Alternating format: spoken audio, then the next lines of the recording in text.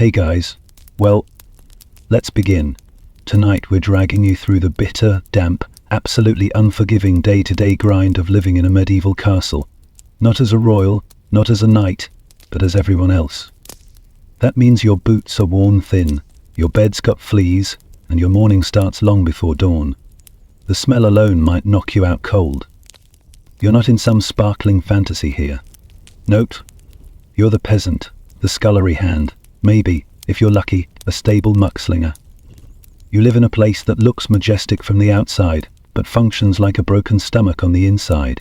Loud, slow, and full of questionable noises. To be honest, you probably won't survive this. But that's okay.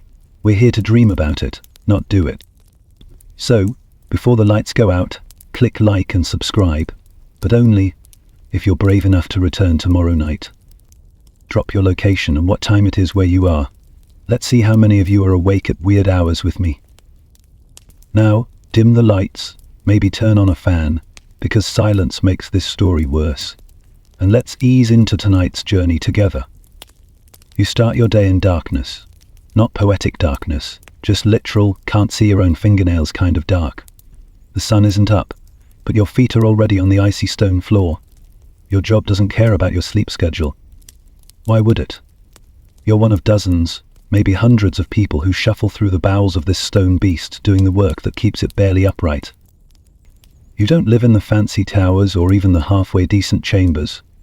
You're in a corner room above the stables if you're lucky, or tucked in a smoky loft near the kitchens. It smells like wet straw, dried sweat, and whatever died in the wall 2 months ago. The castle doesn't have an alarm clock. It has chickens. And a steward yelling at chickens. Maybe a clanging bell if someone's feeling dramatic. You stretch. Something pops in your back that probably shouldn't, and pull on your hose, your tunic, your woolen overlayer, and then your wool shoes. There's no privacy. You sleep, dress, and probably cough up a lung in front of a handful of other workers doing the exact same thing. You step outside into the outer ward. It's barely light, but the place is already alive. The forge hammers are tapping, fires are stoked. Buckets slosh with water fetched from the well. You grab a broom, not because sweeping needs doing, but because everything needs doing, and you're the body doing it. The thing is, this castle isn't just a house. It's a self-sustaining ecosystem made of humans who never stop moving. Every hallway, every cranny, hides a different worker. You pass the baker's apprentice kneading dough with the force of someone trying to punch the past. A groom leads a horse that clearly hates him. The kitchen boy's hauling a crate of onions the size of a pig. This is how things get done. And still, no one is talking much, because everyone's too tired to pretend this is fun. Here's a fun little historical nugget to chew on with your crusty bread. Castles often had more staff than noble family members by a factor of 10 or more. A wealthy lord might have 50 people in his household, and that's not counting the dozens more outside labourers who showed up when something broke, and things always broke. It's true, these castles weren't the gleaming white fantasy towers Hollywood gave us. They were always being patched, rebuilt, reinforced. And guess who's on ladder duty when another frost cracks a battlement stone? Yep, you. Cold hands and rope burns, baby. There's one corner of the courtyard that no one ever wants to get assigned to. The pig pen. It's not just the smell, it's the noise. Medieval pigs are not cute pink cartoon oinkers. They are loud, aggressive tanks with hooves. You give them a wide berth. You remember last week when Tomlin got bit, and no one helped because, frankly, it was funny. Historians still argue whether the average peasant had real upward mobility within castle life. Some accounts show loyal service being rewarded with better posts, like watching the gatehouse, or even tending the wine cellars. Others suggest the grind stayed eternal, and you were more likely to die from slipping on stairs than earn a better bed. Your first chore is mucking out the privy chamber in the northeast wing. You didn't ask for this. You weren't even on rotation. But the steward glared, and you moved. It's the kind of job you do quickly, holding your breath and trying to think of anything else. Like if you were born in a different century. Or as a duck. Ducks seem to have it easier. By the time you trudge back across the frostbitten stones of the inner bailey, Your boots are soaked and your soul is considering retirement. You hear the faint sound of the chapel bell. The morning service is beginning. You're not going. Not because you don't believe in anything, but because someone still has to feed the dogs, and they bark like they haven't eaten since last harvest. Throw them hunks of old bread and whatever meat scraps the kitchen didn't claim. One of them eyes your shoe. You don't blame him. There's a chill in the air that seeps into your bones and just stays there. Medieval castles are mostly stone and cold air. Fireplaces help, but only if you're close to one, which you aren't. You flex your fingers to keep the blood moving. Just before the sun properly rises, someone passes you a crust from the kitchen, your breakfast. It's not warm, it's not soft. It might be older than you, but it's food, and you chew it like you mean it. And as the castle fully awakens, torches replaced with sunlight, clatter rising to a dull roar, you sigh. The day is officially underway. There's no going back now. But there's a strange, grim rhythm to it. You hate it. But it also makes sense. And in this place, that's the closest thing to comfort you'll get. You drag your aching body back to your sleeping corner just long enough to remember why you left it. Your bed, if you can call it that, is a low wooden frame stuffed with straw that's been flattened by months of weight and worry. There's no mattress topper, no duvet, no soft flannel sheets, just itchy wool, a tattered blanket, and maybe a lice problem that's developed its own family tree. The straw rustles in a way you wish it wouldn't. Something small skitters out and disappears beneath a loose floorboard. You don't even flinch anymore. At this point, vermin and roommates. You sit down to lace your worn hose, brushing away dust and crumbs from last night's stale crust. Your toes are already numb. The floor's like ice. Nothing holds heat here. Stone doesn't care about your comfort, and neither does medieval insulation, which is mostly none. Wind snakes through every crack. The walls sweat in the mornings. The wooden shutters don't fully close, so you've resorted to plugging gaps with straw and rag. You even considered using your spare shirt once, before remembering you don't have a spare shirt. Let's talk about the joy of medieval pajamas. They don't exist. You sleep in whatever you wore that day, unless it was wet, in which case you just stay cold all night. If you're someone's servant, you might get one change of clothes per season, and that's generous. Layers of wool, maybe linen if you're high up on the castle ladder. Underwear, if you're lucky. Otherwise, it's drafty living. You glance at the others still sleeping, if you can call their state sleeping. One snoring like a bagpipe in distress, the other curled up under a mangy cloak using a sack of barley as a pillow. You envy the barley. It gets to rest longer than you. Now here's a fringe historical tidbit to keep your brain mildly amused while your spine complains. Some wealthier castles, especially in France and England, had warming pans that were filled with hot coals and placed in noble beds before sleep. Of course, you're not noble. You've got the human version, your own breath, which forms visible clouds in the morning chill. Your body's a mess. You didn't sleep well. You never sleep well. There's too much noise, even at night. Clanking chains, creaking wood, barking dogs, the occasional scream from someone with the plague, or just a nightmare. And always, the rats. Always. You try to stretch your shoulders, but one of them cracks so loud it makes the guy next to you flinch in his sleep. You whisper an apology, but he doesn't hear. Or maybe he's given up listening. Let's not pretend your sleep is ever uninterrupted. You wake constantly. Sometimes because it's too cold, sometimes because someone rolled onto you, and sometimes because the guards outside stomp past your window with their boots and their commentary about how drunk the cook got again. Historians still argue whether castle servants had personal bedding, or if everything was shared communally. Some scrolls suggest individual sleeping pallets, but others imply that lower-ranked workers shared space, bedding, and warmth out of sheer necessity. Either way, privacy isn't a thing.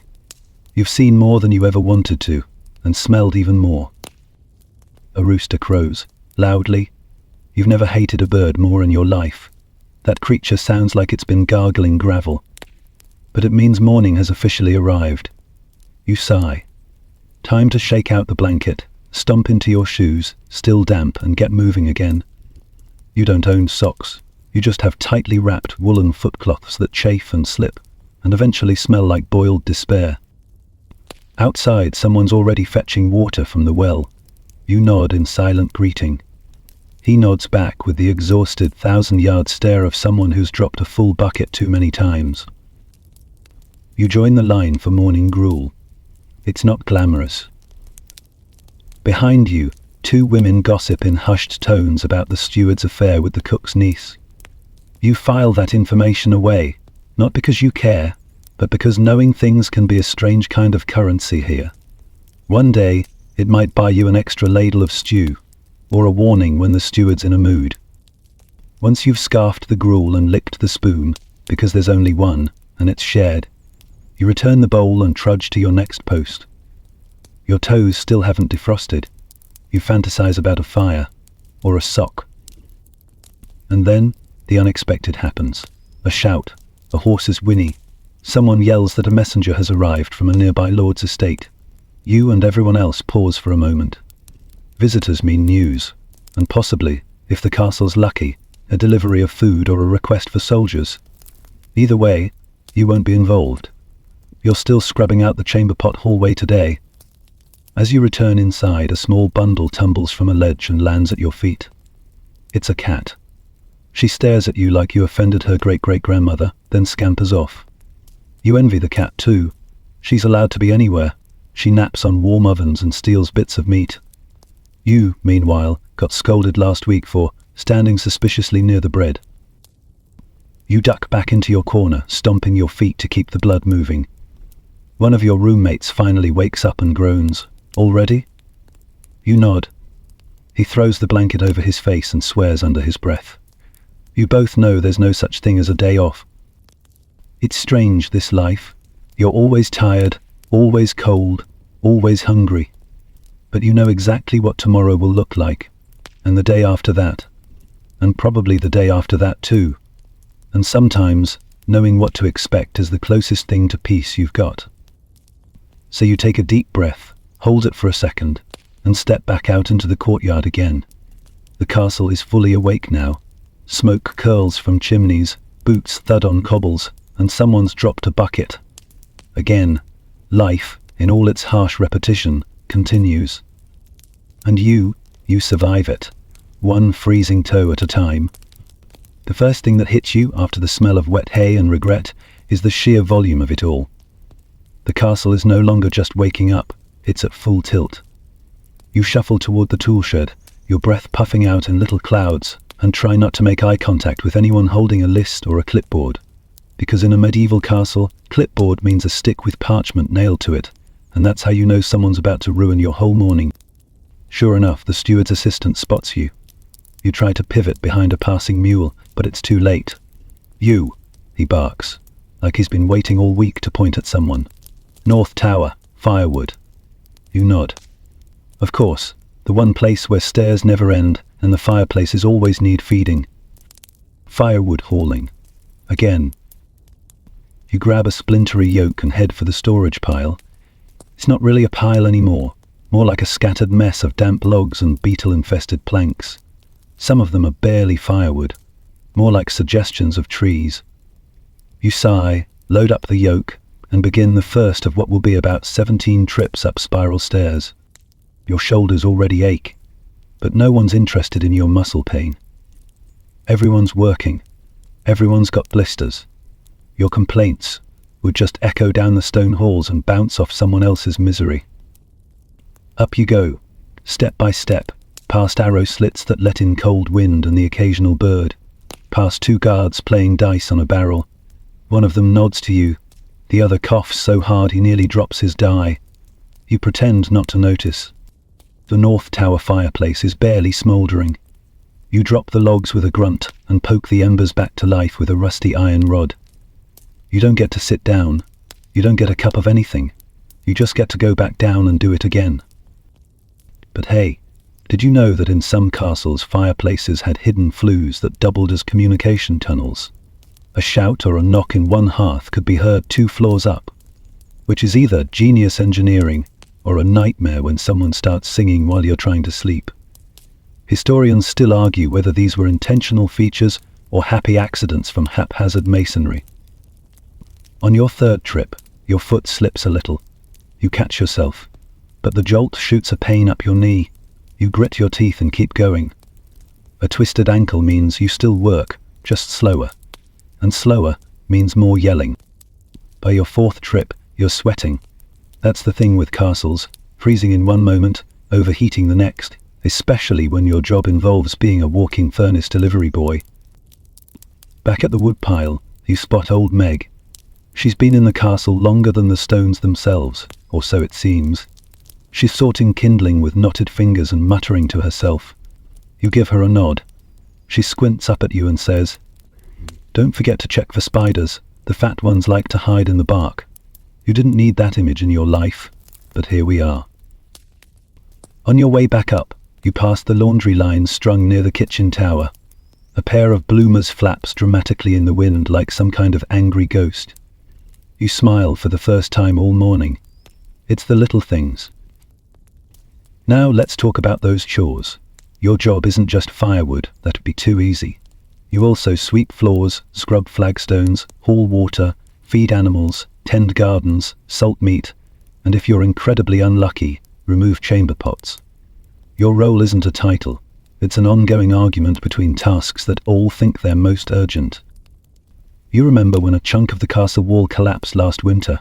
A whole section, just gone. Ice had worked its way between the stones and pop, instant courtyard skylight. And guess who spent 3 weeks hauling rubble, stone by stone in the snow? You, with your bare hands and your increasingly frayed patience. Today's list includes turning compost in the herb garden, which sounds quaint until you realize medieval compost includes animal bones, rotten vegetables, and the occasional mystery lump no one wants to investigate. Or fool. You fork it over with mechanical rhythm, trying not to breathe too deeply. You hear someone vomiting in the alley behind the kitchen. Must be stew day again. Back inside, you stop briefly to rub your hands over a brazier. It's small, barely warm, but it's a rare chance to stand still. A young boy, probably no more than 9, is sweeping nearby with a broom twice his size. You nod to him. He nods back. And just like that, you both return to your business. There's a quiet respect between people who do hard things without complaining too loudly. In the great hall, a team of servants is setting up trestle tables. You catch the scent of onions and cabbage. Lunch is coming. For them, not for you. Your group eats later, after the nobles have had their fill and someone's scraped the drippings into a pot for boiling. You've developed a strong stomach. You had to. The castle cook appears briefly to yell at someone about spilled salt. She's fearsome. Everyone steps out of her way. You've seen her chase a knight out of the kitchen once with a ladle. Respect. You pause for a moment on the steps. The sun's fully up now, throwing light across the battlements and making everything seem, well, a little less grey. You can hear the buzz of bees from the hives beyond the stables. A hawk circles overhead. For a moment, just a breath of it, things feel almost peaceful. But then the steward calls out again. More hauling. A delivery wagon has arrived with sacks of grain, and guess whose name's on the ledger? Yep, you. Still, despite everything, despite the bears and the cold and the smell, you know your place. And that's not a small thing. In a world built on hierarchy and hard labor, knowing where you stand means fewer surprises, fewer beatings, fewer mistakes that end with you in stocks, or worse. You trudge back across the courtyard, dodging a knight in polished armor who's barking at his squire. You look down at your own sleeves, threadbare and stained, and remind yourself, he may wear steel, but he doesn't know how to light a fire in the rain. You do. There's power in that. Your arms are shaking, not with fear, just plain old fatigue, the kind that builds behind your elbows and slowly turns your shoulders into overcooked gruel. You haul the last sack of grain into the storeroom and lean against the wall for a second. Just a second. Long enough for the stone to remind you how cold it still is, even with the sun blaring outside. Warm air doesn't really enter the castle. It just grazes it politely and keeps moving. Now it's time to get dressed. You're already technically dressed. But this next part is where it gets worse. The Lord's chambermaid requested extra help preparing for an outing, which means someone has to shuffle upstairs to assist the upper staff in fetching, folding and laying out clothes. It's not glamorous, it's not fun. It's watching other people's fancy outfits while you try not to drool on them. Castle fashion isn't about comfort, it's about layers. For nobles, dressing up is like being slowly rolled into a medieval burrito. Undergarments, shifts, hose, tunics, girdles, surcoats, cloaks, coifs. The wealthy basically dress like they're preparing for a very stylish avalanche. And you're the one hauling that avalanche from one room to another. You grab a bundle of woolen garments from the laundry line, duck under an archway, and make your way to the wardrobe chamber. You pass through narrow staircases that make you feel like a sardine in a rock crevice. You remember last week's scandal. Lady Marian tried to outshine Lady Elise by adding gold thread to her sleeves. Very flashy, very scandalous. It backfired when her sleeves caught fire from a candle. Historians still argue whether fashion in castles was primarily dictated by status, utility, or just sheer stubborn competition. Either way, you know this. Back in your corner of the castle, you're lucky if your tunic has all its laces. Most of your clothes are hand-me-downs from someone who died or ran away, and they all smell like the inside of a goat. The wool itches, the seams chafe. Your hose keeps sliding down, but you just keep pulling them up and pretending everything's fine. You've tried to mend your outer tunic 3 times this month. Each time the thread breaks, the patch falls off, or the whole thing unravels like it's got a grudge against you. But you can't afford new clothes, not unless you want to trade your boots for a cloak. And then you're walking barefoot through goat pens. Again. It doesn't help that nobles change their clothes multiple times a day. Morning robes, riding clothes, afternoon tunics, banquet attire, and, if you're really trying to impress, a fur-trimmed mantle that says, "Yes, I do have a cousin in the royal court, thank you for asking."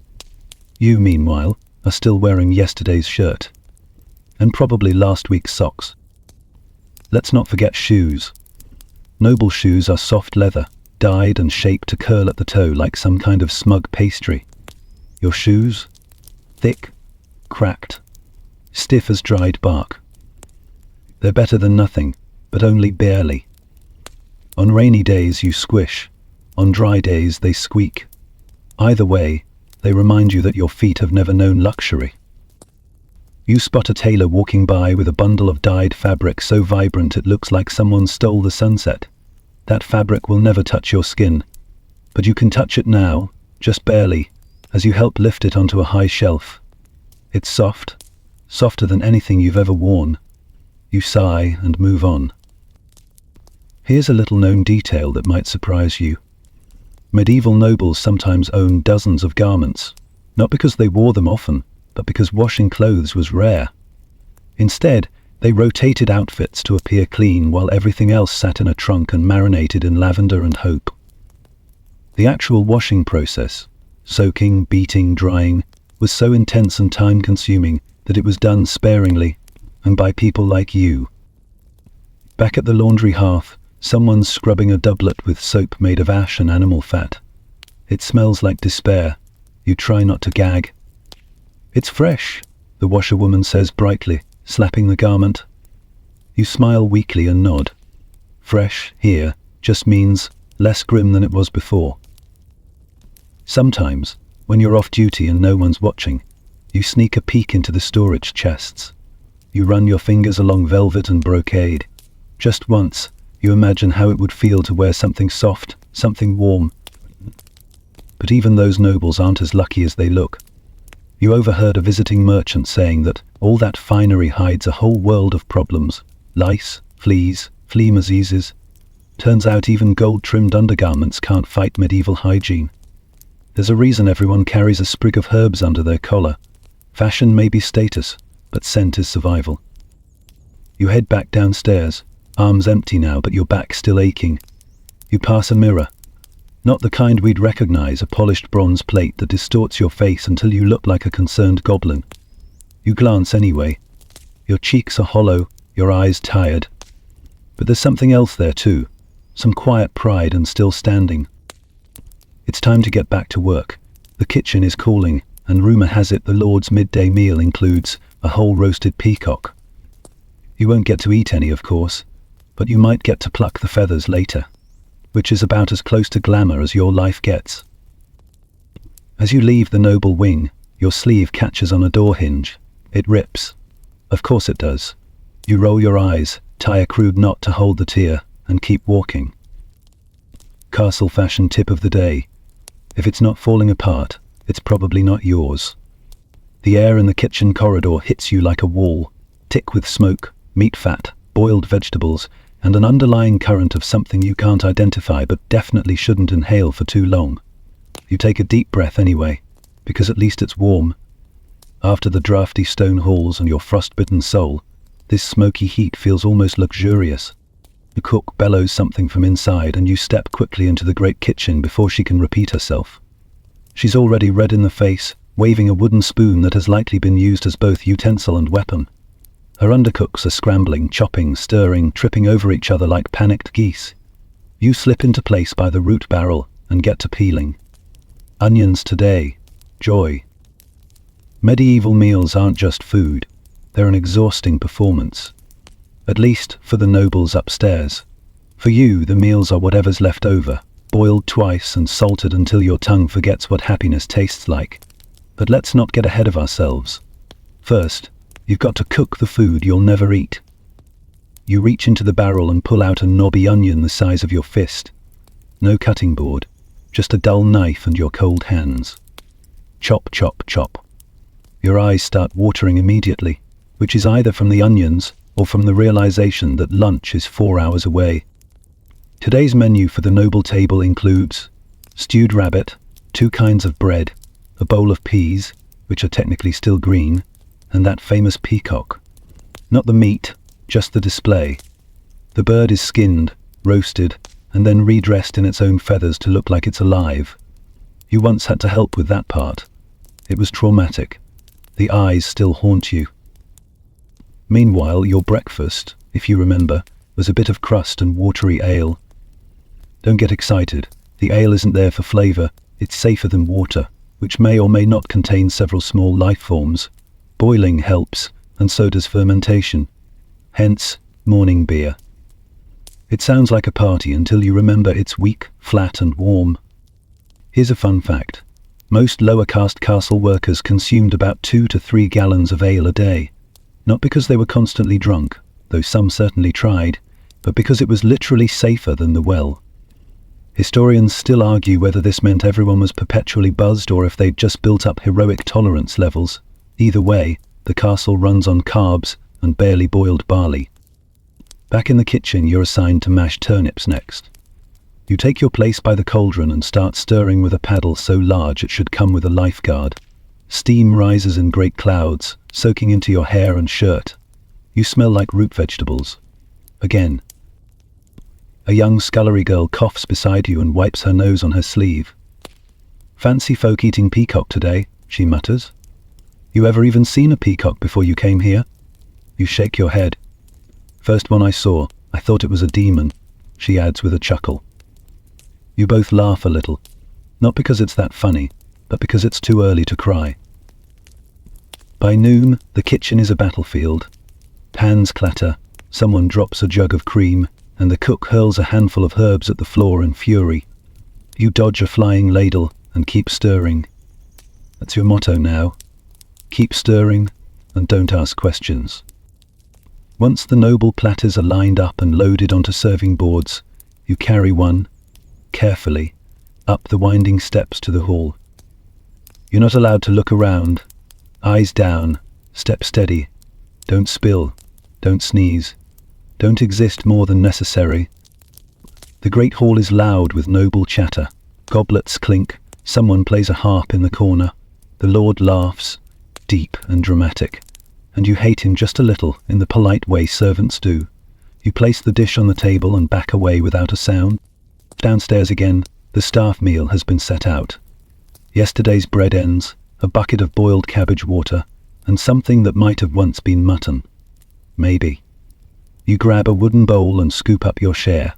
It's warm. That's all it needs to be. You sit on an overturned bucket near the scullery.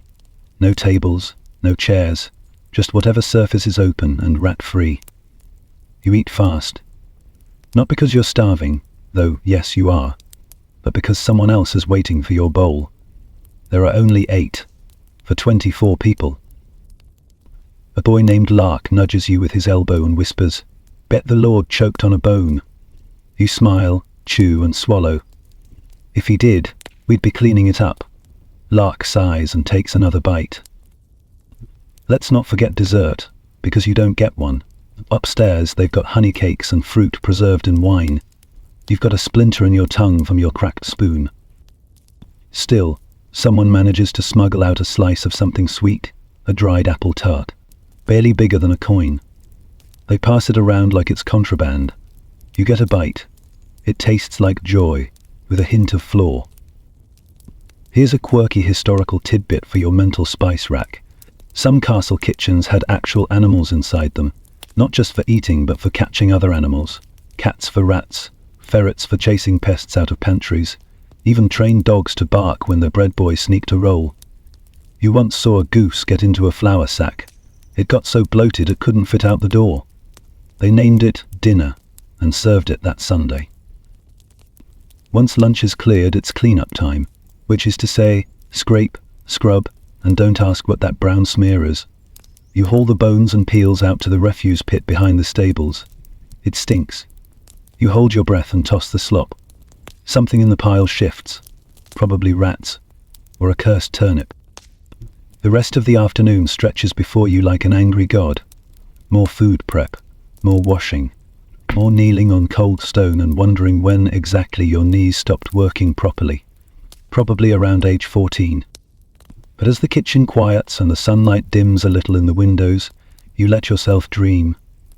Of warm bread, of your own spoon, of a world where peacocks just stay birds instead of becoming dinner decorations. And then someone yells your name, and you're back at the sink, scrubbing crust from a pan so large it could double as a moat lid. You smell yourself before anyone else does, a damp, earthy funk that clings to your wool tunic and seeps into your very soul. It's not that you're unclean by choice. It's that clean isn't an option. Not in a medieval castle. Not for people like you. Bathing is a rare and borderline ceremonial event. For the nobility, it's something that happens with rose water and servants and screens for privacy. For you, it's a barrel, a bucket, and a prayer that no one walks in. Spoiler, someone always walks in. You haven't bathed in, well, you're not sure. Time's fuzzy when your days are spent ankle-deep in slop and soot. But your arms itch under your sleeves, your scalp feels like it's fermenting, and your feet smell like boiled regret. You'd kill for a proper wash, or at least a rinse that doesn't involve icy rain and public humiliation. Today, the laundry maid mentions that the bathhouse might be warm. Might. Sap enough to make your heart flutter. You finish your chore, shoveling chicken droppings from the courtyard, naturally, and make your way to the back courtyard where the wooden tub lives. It's not a bathhouse, not really. More like a glorified barrel with ambition. Steam curls from the surface, a miracle. It's been heated, probably for someone more important than you. But you linger anyway, waiting to see if you can sneak in once they're done. There's a strict social pecking order here, and stable boy is way below steward's niece with a rash. Bathing in the castle is awkward, even when you get the chance. You share the same water as 3 or 4 other people. The cleanest goes first. That is never you. By the time you step in, the water's more stew than soak, and it smells like a soup made of everyone's worst life choices. Here's a fringe historical tidbit you can splash around in. Some castles had elaborate wooden tubs lined with linen and filled with scented herbs. Bay leaves, rosemary, sage, anything to overpower the reality of medieval bodies. Some even had primitive drainage systems. But not this place. In this castle, you just dump the water out the door when you're done and hope it doesn't freeze into a death trap. You glance at the sky, overcast again, and hear thunder rumbling in the distance. Great. More mud. You decide to wash your hands in the rain barrel instead. You roll up your sleeves and plunge your hands into the freezing water.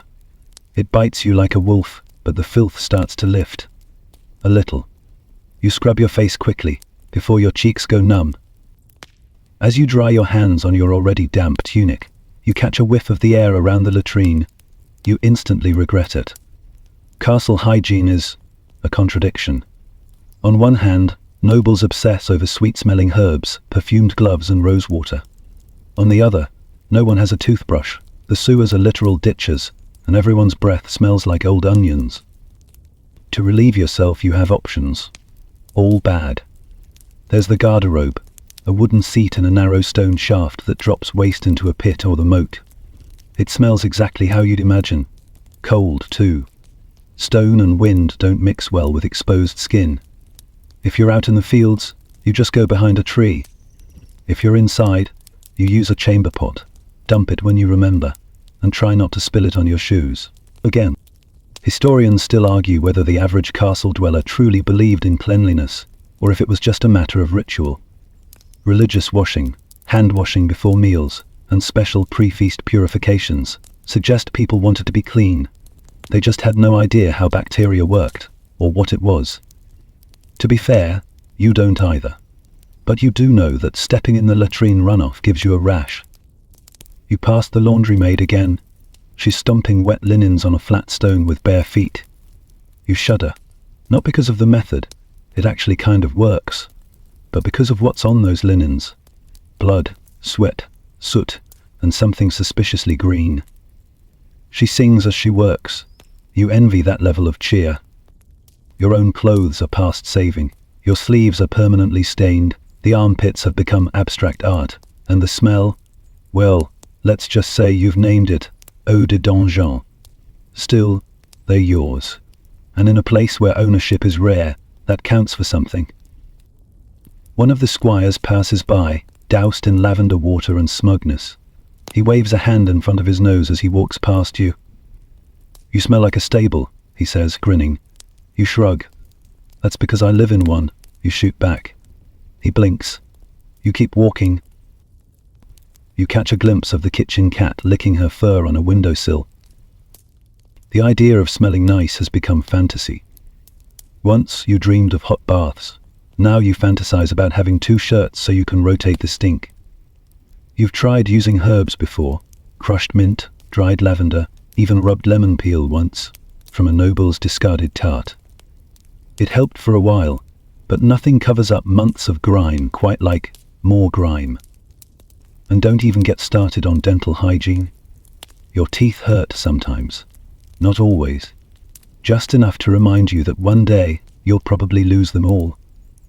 You've tried chewing sticks, like the older servants do. Once you used salt, another time ash. All it did was make you sad. Yet, here's something unexpected. You're still standing, still working, still surviving. You haven't let the dirt win, not completely. You may smell like a compost heap, but you're your compost heap. You hear the bath barrel lid creak. The steward's niece is done. You hesitate, look both ways, and then you scurry forward. The water is still warm, a little. You strip quickly, dunk yourself in and inhale sharply. It's not refreshing, it's shocking, but it's water. It's water. You scrub until your fingers prune and your skin stings. You use a chunk of old soap someone left behind. It smells like tallow and pine. You'll take it. You even wash your hair, which feels like uncorking a barrel of old secrets. By the time you emerge, shivering and half dry, the sky's gone grey again and the wind has picked up. You pull on your damp tunic and laugh. You're cold, you're cleanish, and you smell slightly less like horse. And somehow, that's enough to count as a win. You squeeze the water from your tunic sleeves with all the elegance of a wrung dishcloth, then trudge toward the lower hall, your usual haunt when not being yanked in 3 directions by shouting stewards or suspiciously angry goats. It's not the Great Hall. You don't get the Great Hall. That's where nobles dine, argue, flirt, and pretend not to notice servants scurrying past with trays bigger than their torsos. The lower hall is where the rest of the castle breathes. It's your world, A long, drafty room tucked away behind a crooked arch near the kitchens. The ceiling is low, the floor permanently gritty, and the benches seem engineered to collapse the moment you finally sit down. There's one support beam in the middle of the room that everyone swears leans a little more every week. You try not to stare at it too long. It might be contagious. Here people gather to eat, talk, nap with one eye open, and warm their feet near a fireplace that hasn't properly drawn smoke since the last solstice. You head straight for that fire, if only to unprune your fingers. There's already a group clustered near it, 2 kitchen lads sharing a torn cloak, the candle maker's apprentice chewing something that crunches ominously, and old Garrett, who's been asleep so long you're not sure he remembers waking life. There's no glamour here, no silver goblets or velvet cushions, just rickety tables, battered bowls, and that one corner that smells like damp cheese for reasons no one successfully explained. But there's something oddly comforting about it too. A rhythm, a routine. Everyone knows the rules. Don't take more than your share, don't talk back to the steward, and never sit in Widow Merrin's spot. Let's add a curious fact to your growing knowledge of castle life. Despite what most imagine, the vast majority of castle space wasn't luxurious. Most of it was utilitarian, cold, uncomfortable, and dimly lit. Even nobles spent much of their time bundled up and complaining about drafts. Historians still argue whether medieval castles were really designed for defense first, or just happened to be incredibly inconvenient places to live. Probably both. You slide onto a bench near the fire and nudge your boots closer to the embers. One promptly smokes. You yank it back before your toe becomes a medieval roast. A girl named Ellie is sewing beside you, mending yet another torn shift. "Third one today," she mutters. You'd think linen was allergic to being worn. She gestures to a pile of needle-pricked fabric and sighs. You nod. You'd think I'd stop stepping in dung. But here we are. The room fills with low murmurs, someone's off-key humming, and the occasional yawn. For a few minutes, life is tolerable. You let your back rest against the wall, cold but solid, safer than some of the wobbly stools still in use. Someone brings in a pitcher of thin ale and a half loaf of bread for sharing. You break off a chunk that's mostly crust and chew like it owes you money. It's dry, but it doesn't taste like mold, so that's a victory. The door bangs open. Everyone looks up, instinctively tense. But it's just young Tobin with a bucket of coal and a blackened face.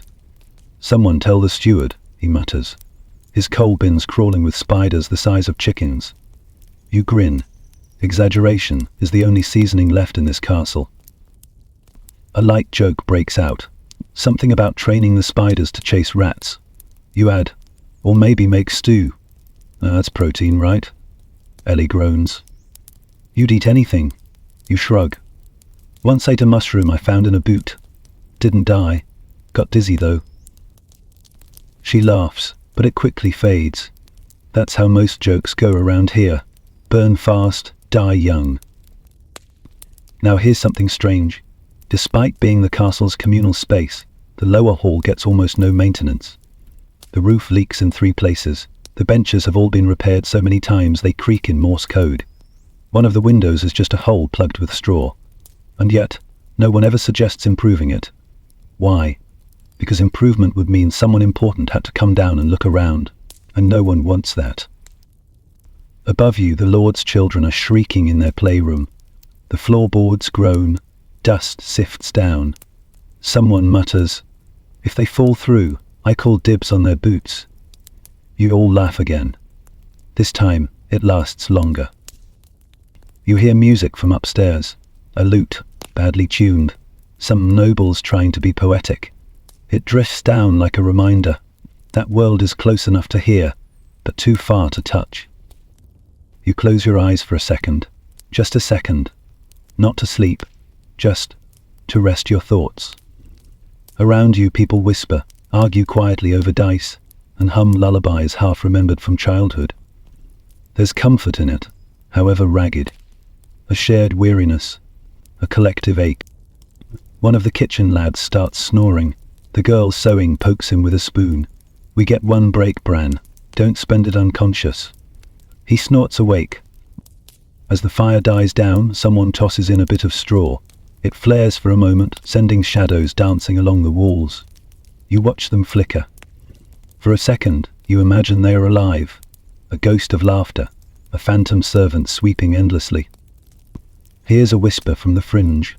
Some believed that shadows in castle halls held memories, that stone absorbed grief, joy, secrets, and replayed them like dreams to those who lived nearby. You don't really believe it, but you've seen things, felt cold air when no wind blew, heard steps behind you when you were alone. You stretch your arms, one of your joints pops, loudly. Everyone looks. You dying? Someone asks. Eventually, you reply. Then, just like that, it's time to move. Break's over. Someone's got to haul the evening firewood, and surprise, it's you. You groan and push yourself upright. The bench creaks in protest. Maybe it'll break next time. That would almost be a blessing. As you pass under the archway, you glance back at the lower hall. It's not much. Cold, cramp, smelly, but it's yours. In a strange, grudging way, you love it. You step into the corridor, boots squelching faintly, and brace for whatever the rest of the day has in store. You don't see the steward at first. You hear him. That voice slices through the corridor like a badly sharpened cleaver, nasal, precise, and completely humorless. I said oak for the Lord's chamber fire. This is pine. The man sneezes if he smells pine. You instinctively flatten yourself against the wall. Not to hide, nothing escapes the steward, but to become as small and as unnoticeable as possible. You've seen him fire a boy once for yawning in his presence. Technically the boy still worked here, but he was reassigned to the latrine trench. So, same difference. The steward isn't the king, or even a knight, but to you, and nearly everyone else in this stone labyrinth, he is the castle. If the lord is the head, the steward is the spine, the nerves, and definitely the clenched jaw. He manages the servants, oversees the food stores, calculates every crumb of flour, and knows exactly how many candles are missing from the chapel. No one understands how he keeps track of everything. You suspect dark magic, or just rage-fueled insomnia. He strides past you now, muttering to himself, and glaring at a hapless young page trailing behind him with an ink-stained scroll. His boots clack sharply on the stone floor, each step sounding like a countdown to someone's doom. You, he suddenly barks. At someone, anyone, maybe even you. You freeze. He points at a man hauling a sack of grain. That's Monday's grain. Today is Thursday. Use the Thursday sacks. The man opens his mouth to explain. The steward narrows his eyes. The mouth closes. Grain resacked. Just like that. You exhale once he's gone. Crisis narrowly avoided. Your existence remains employed. Let's take a breath to appreciate the weird hierarchy of castle life. At the top you've got the lord and lady, but below them, the steward runs the show. Below him are constables, bailiffs, cooks, and assorted other middle managers, all trying to avoid his wrath. And at the bottom, you, scraping grease out of pans with still breath. Here's a quirky historical nugget for you. Stewards were sometimes more powerful than knights.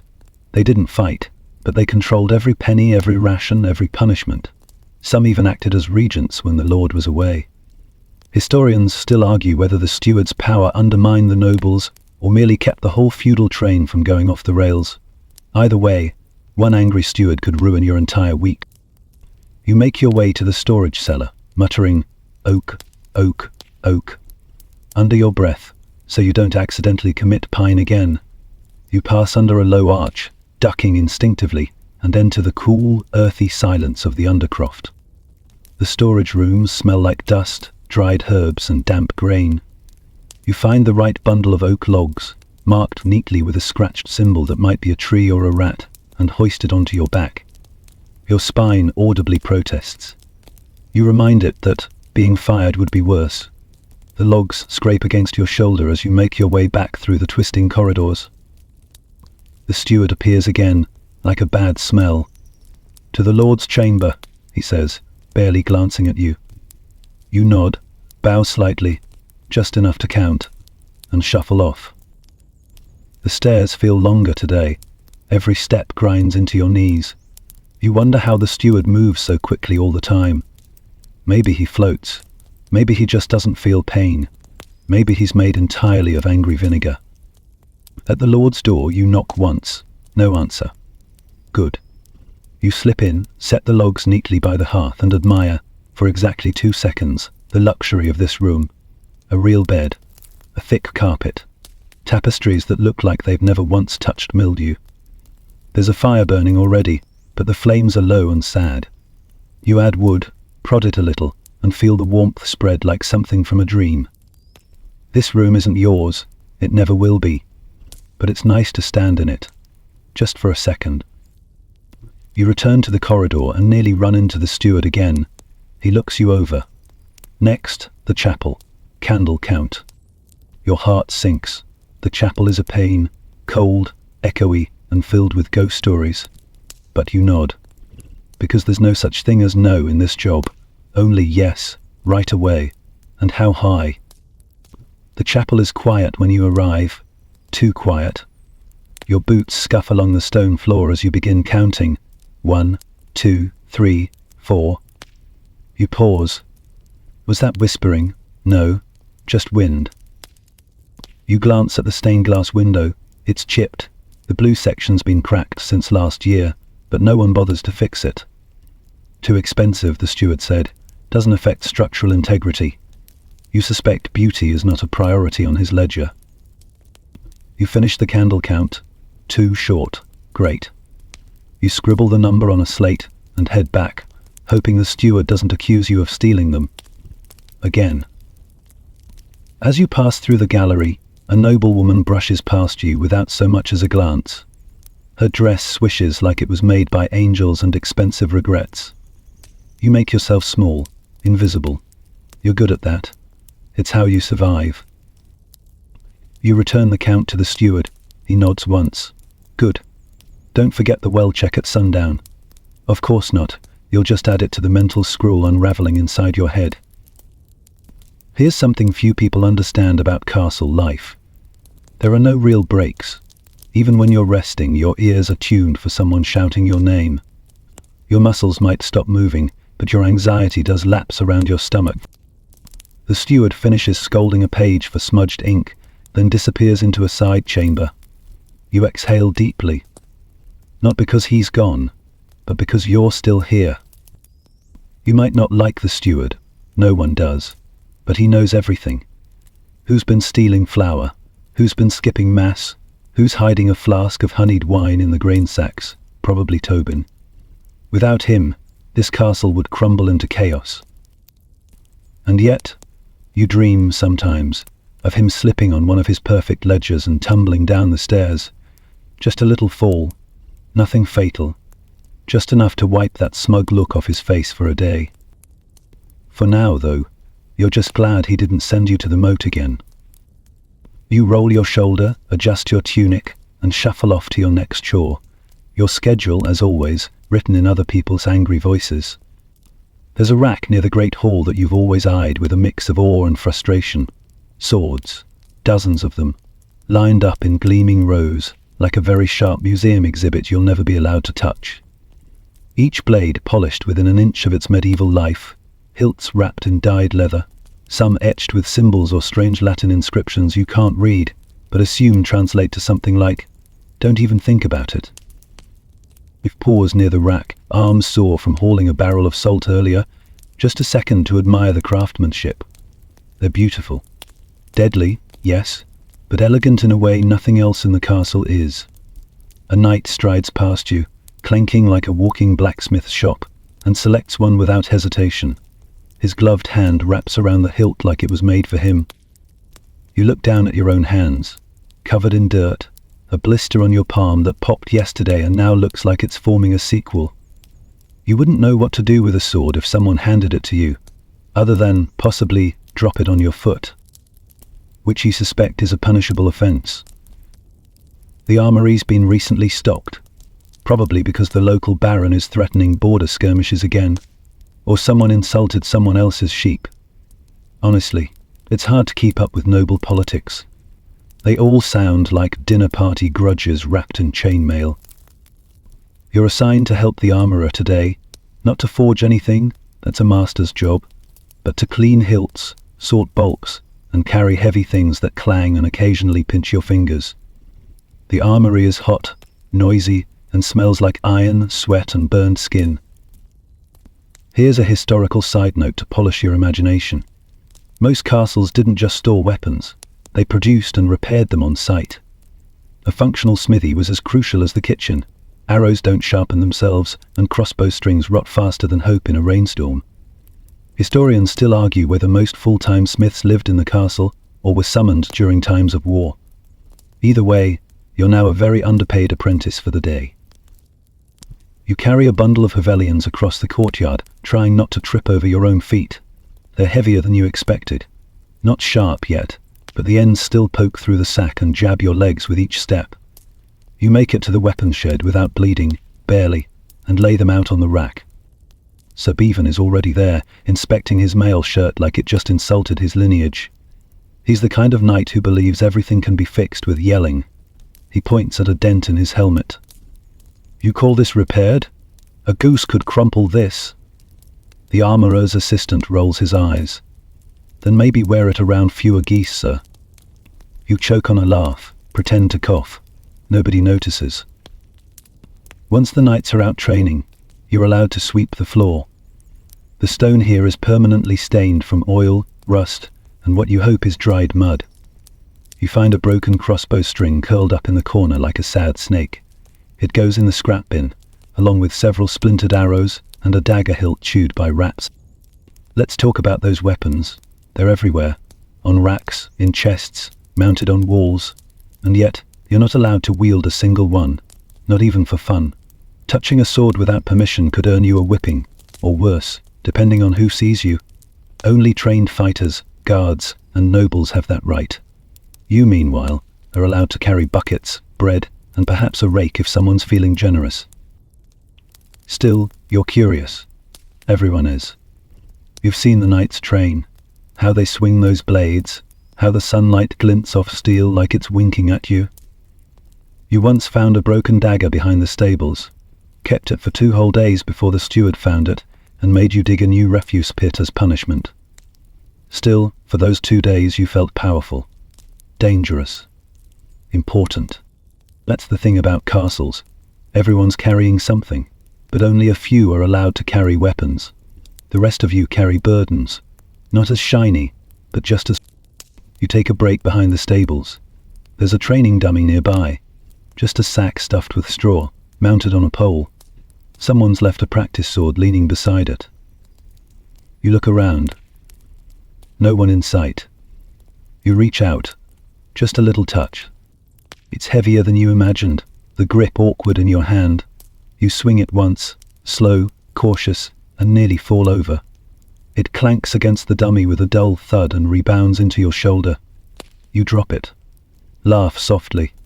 Yep, that's enough power for today. Back inside the shed, the armourer is hammering rivets into a breastplate. He nods toward a pile of bucklers. Stack those, will you? You obey. The bucklers are small shields, each battered from training fights and actual skirmishes. You spot one with a chunk missing and wonder whose ribs that piece ended up near. Here's a quirky tidbit that always gets left out of the noble tales. Many castle weapons were recycled, melted down, reforged, repurposed. If a blade cracked in battle, it didn't get buried, it got reshaped. One castle sword could have lived 5 lives. In a strange way, they had more job security than you. By late afternoon, your arms feel like boiled rope. You're covered in soot and iron dust, your stomach growling louder than the forge bellows. But you're proud, in a way. You help maintain the tools that defend this place. Not glamorous, not noble, but essential. As you head back toward the servants' hall, you spot a knight polishing his sword in the courtyard. He doesn't see you, but you see him, and for a moment, you imagine switching places. Then he sneezes, loudly. "Is that pine?" he shouts. You grin. Still wouldn't trade places. You've made it through another morning, another round of clanging armor and kitchen shouting, and the steward's voice piercing your skull like a very enthusiastic crowbar. You allow yourself the smallest sigh of relief. But don't get too comfortable. There's something you've been putting off. You have to go. Yes, that kind of going. And this, dear listener, is where medieval castle life hits rock bottom, literally and metaphorically, because when nature calls in the 14th century, the answer is usually a jug, a hole, or a short walk to somewhere deeply upsetting. You glance up toward the keep's west tower. That's where the garderobe is. The bathroom, the place of grim reflection and bodily betrayal. You start the climb with dread pooling in your gut, not because of what's coming, but because of what's already been there. You reach the narrow wooden door and duck inside. It's dim, cold. A single arrow slit lets in some grey daylight, but not enough to read by. Not that you'd want to read here. The smell alone makes thinking impossible. The garderobe itself is a long wooden bench with a hole cut in it, sometimes 2 holes if the builder was feeling generous. Beneath that, a sheer drop into a chute that opens out onto the outer wall or, if you're extra lucky, directly above the moat. That's right, the same moat people defend, fall into, and sometimes fish from. It's a miracle anyone survived the Middle Ages with intestines intact. You hike up your tunic, sit carefully and hope the wind doesn't find its way in. You also hope the spiders are napping. A faint breeze curls up the shafts, and you instantly regret all your life choices. Now here's a historical gem. Castles didn't just have one toilet solution. Some had movable chamber pots. Some had trenched latrines near the stables. Others had night jars stored under beds and emptied by unlucky servants. In fact, that was once your job, potboy. You don't like to talk about it. You still have nightmares about one particular jar and a very bumpy staircase. You finish as quickly as possible and reach for nothing. There is no toilet paper. That's not invented yet. What do you use instead? Rags, if you're fancy. Leaves, if you're lucky. Your sleeve, if you're desperate. You try to pretend today's rag was clean when you picked it up. You'll never know for sure. You exit the garderobe and head back down the stairs. A pigeon watches you from the window ledge, tilting its head in judgment. You glare back. You've seen that pigeon steal breadcrumbs. You are not the problem here. You pass a young page holding a chamber pot like it's full of liquid gold. To the trench? He asks you, grimacing. You nod in sympathy. He sighs and disappears toward the worst-smelling corridor in the castle. You were him once. You might be him again. Down in the servants' quarters, you avoid the rush-hour traffic of chamber pots being carried, sloshed, and... Historians still argue whether medieval sanitation was as horrifying as it sounds, or if we're judging them too harshly through modern noses. Some say that daily life was simply stinkier, and everyone just accepted it. Others argue that the wealthy at least tried to mask it with herbs, incense, and aromatic pomanders. Tiny balls of spice carried on strings, or tucked into belts. You've seen one before. It smelled like rosemary and regret. There's a castle rumor that a noble once fell through a badly maintained garderobe chute, right into the moat. Survived, but smelt like boiled cabbage for the rest of his short life. No one will confirm it, but everyone loves telling the story. You've gotten used to the stink. Not okay with it, but used to it. Your nose went numb a while ago. You can even eat a meal with the scent of the waste pit wafting past. It's a talent. Not one you're proud of, but a talent nonetheless. You pass by the laundry tubs again. The washerwoman waves. Had a good sit, she calls out, grinning with 3 teeth. You nod. As good as it gets. She laughs. Don't lean too far forward next time. Lost a cousin that way. You think she's joking? Probably. You finally make it to a bench in the outer yard and collapse onto it, exhausted by the act of simply existing. A stable hand sits beside you. You know, he says, chewing a straw, they say if you rub goose fat under your nose it masks the smell. You stare at him. Why would I want to smell like goose fat instead? He nods thoughtfully. That's fair. The conversation drifts off as you both watch the refuse boy walk past again, carrying another brimming pot.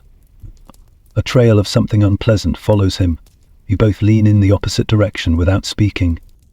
Later that evening, the trench near the castle wall is shoveled out. Not by you, thankfully. It's a rotational job, and tonight belongs to the two kitchen lads. You hear their complaints echo off the stone walls as they slosh and shovel and scream once or twice when something too solid appears. You light a small candle in the chapel, say a half prayer for better hygiene, and drop a pebble into the offering bowl. Not money, you don't have money, but the pebble's smooth, and that counts for something. And here's a quirky, nearly forgotten tidbit. Some castles used human waste as fertilizer, mixed with straw, ash and other organic materials. It was spread on fields to help crops grow. So yes, what leaves you today might become next season's barley. A disturbing, but undeniably efficient cycle of life. As the sun sets, the smell of the latrines fades a little into the damp air. You settle near the hearth again, wrap yourself in your cloak, and try to pretend that you live in a world where chamber pots don't exist. Just for a few minutes. Then a pigeon poots on your sleeve. You sigh. Another day in paradise. Rate fixing a wobbly stool in the storeroom. Your third splinter today, by the way. When you notice it. That slow, steady drip. Drip. Drip. Fuse freeze. It's a sound you know all too well. The walls are sweating again. You set the hammer down and press your palm to the nearest stone.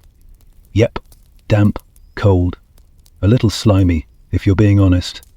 Definitely not something you want to think about too long. You step back and look up. The ceiling has hairline cracks, and condensation beads along the edges like the walls are quietly crying. This is what they don't show in the stories. Castles weren't shining marble palaces. They were basically big stone refrigerators that wept and cracked and tried to fall down on top of you when it rained too hard, which it does. All the time. The storage room isn't the only place sweating. You've seen it in the kitchens, in the chapel, even in your own sleeping corner. The stone just leaks. You don't know how, you don't know why. You only know that if you leave your boots too close to the wall, they'll fill with water overnight. This place is damp, always damp. In winter, your blanket freezes to the wall. In summer, the walls sweat more than you do, and that's saying something. Here's the part people forget when they swoon over castles. Stone isn't cozy. Stone doesn't settle. It creaks, it crumbles.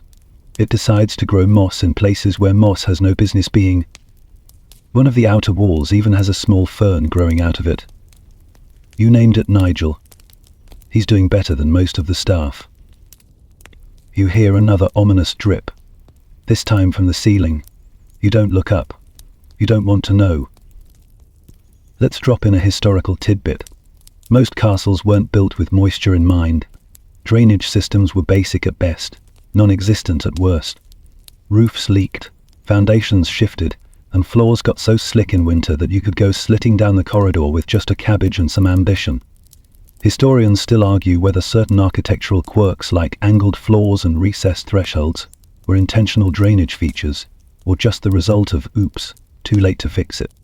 You head outside, hoping some fresh air will help, but the outer bailey is a swamp of mud and half-thawed slush. The rain from 2 days ago still hasn't drained. You squelch across it, one boot sinking deeper than the other, and nearly twist your ankle trying to escape a patch that looks suspiciously like quicksand. One of the guards calls out, "Careful, she's hungry today." You believe him. You take refuge by the stables. The stone here is equally miserable, but at least it smells more like hay and less like mildew. You glance up and notice one of the towers has new scaffolding. Another patch job. Another wall trying to make a break for it. This castle is a constant state of repair. If it's not the wall cracking, it's the roof collapsing. Last week, part of the floor in the grain store gave out, sending a wheelbarrow of oats and the assistant miller tumbling into the cellar. He's fine. The oats, less so. You once heard the steward muttering that castles are like old men, always cold, always leaking, and liable to collapse when you least expect it. You're starting to think he wasn't being poetic. Inside again, the great hall smells of damp wool and smoky fires. You pass a nobleman grumbling about his wool tapestry having water spots. You resist the urge to laugh. Water spots? Your entire room is one big damp patch with a straw bed in it. In the corner near the hearth, the wooden paneling is starting to warp. You run your fingers over it. Soft. Not good. Wood isn't supposed to squish. You make a mental note to tell the steward. Then you erase that note because you'd rather not get assigned to fix it. Again. Here's something gross but true. In some castles, the mortar between the stones was made with lime and, wait for it, animal hair. Sometimes even urine was used in the plaster mix, supposedly made it more durable. You try not to think about that every time you lean against a damp wall. But it's always there, in the back of your mind, whispering, "You're hugging horse pee." You escape to the inner courtyard just in time to feel the first raindrop of the afternoon. It lands square on your forehead. Of course, the sky's been grey all day, and now it decides to open up.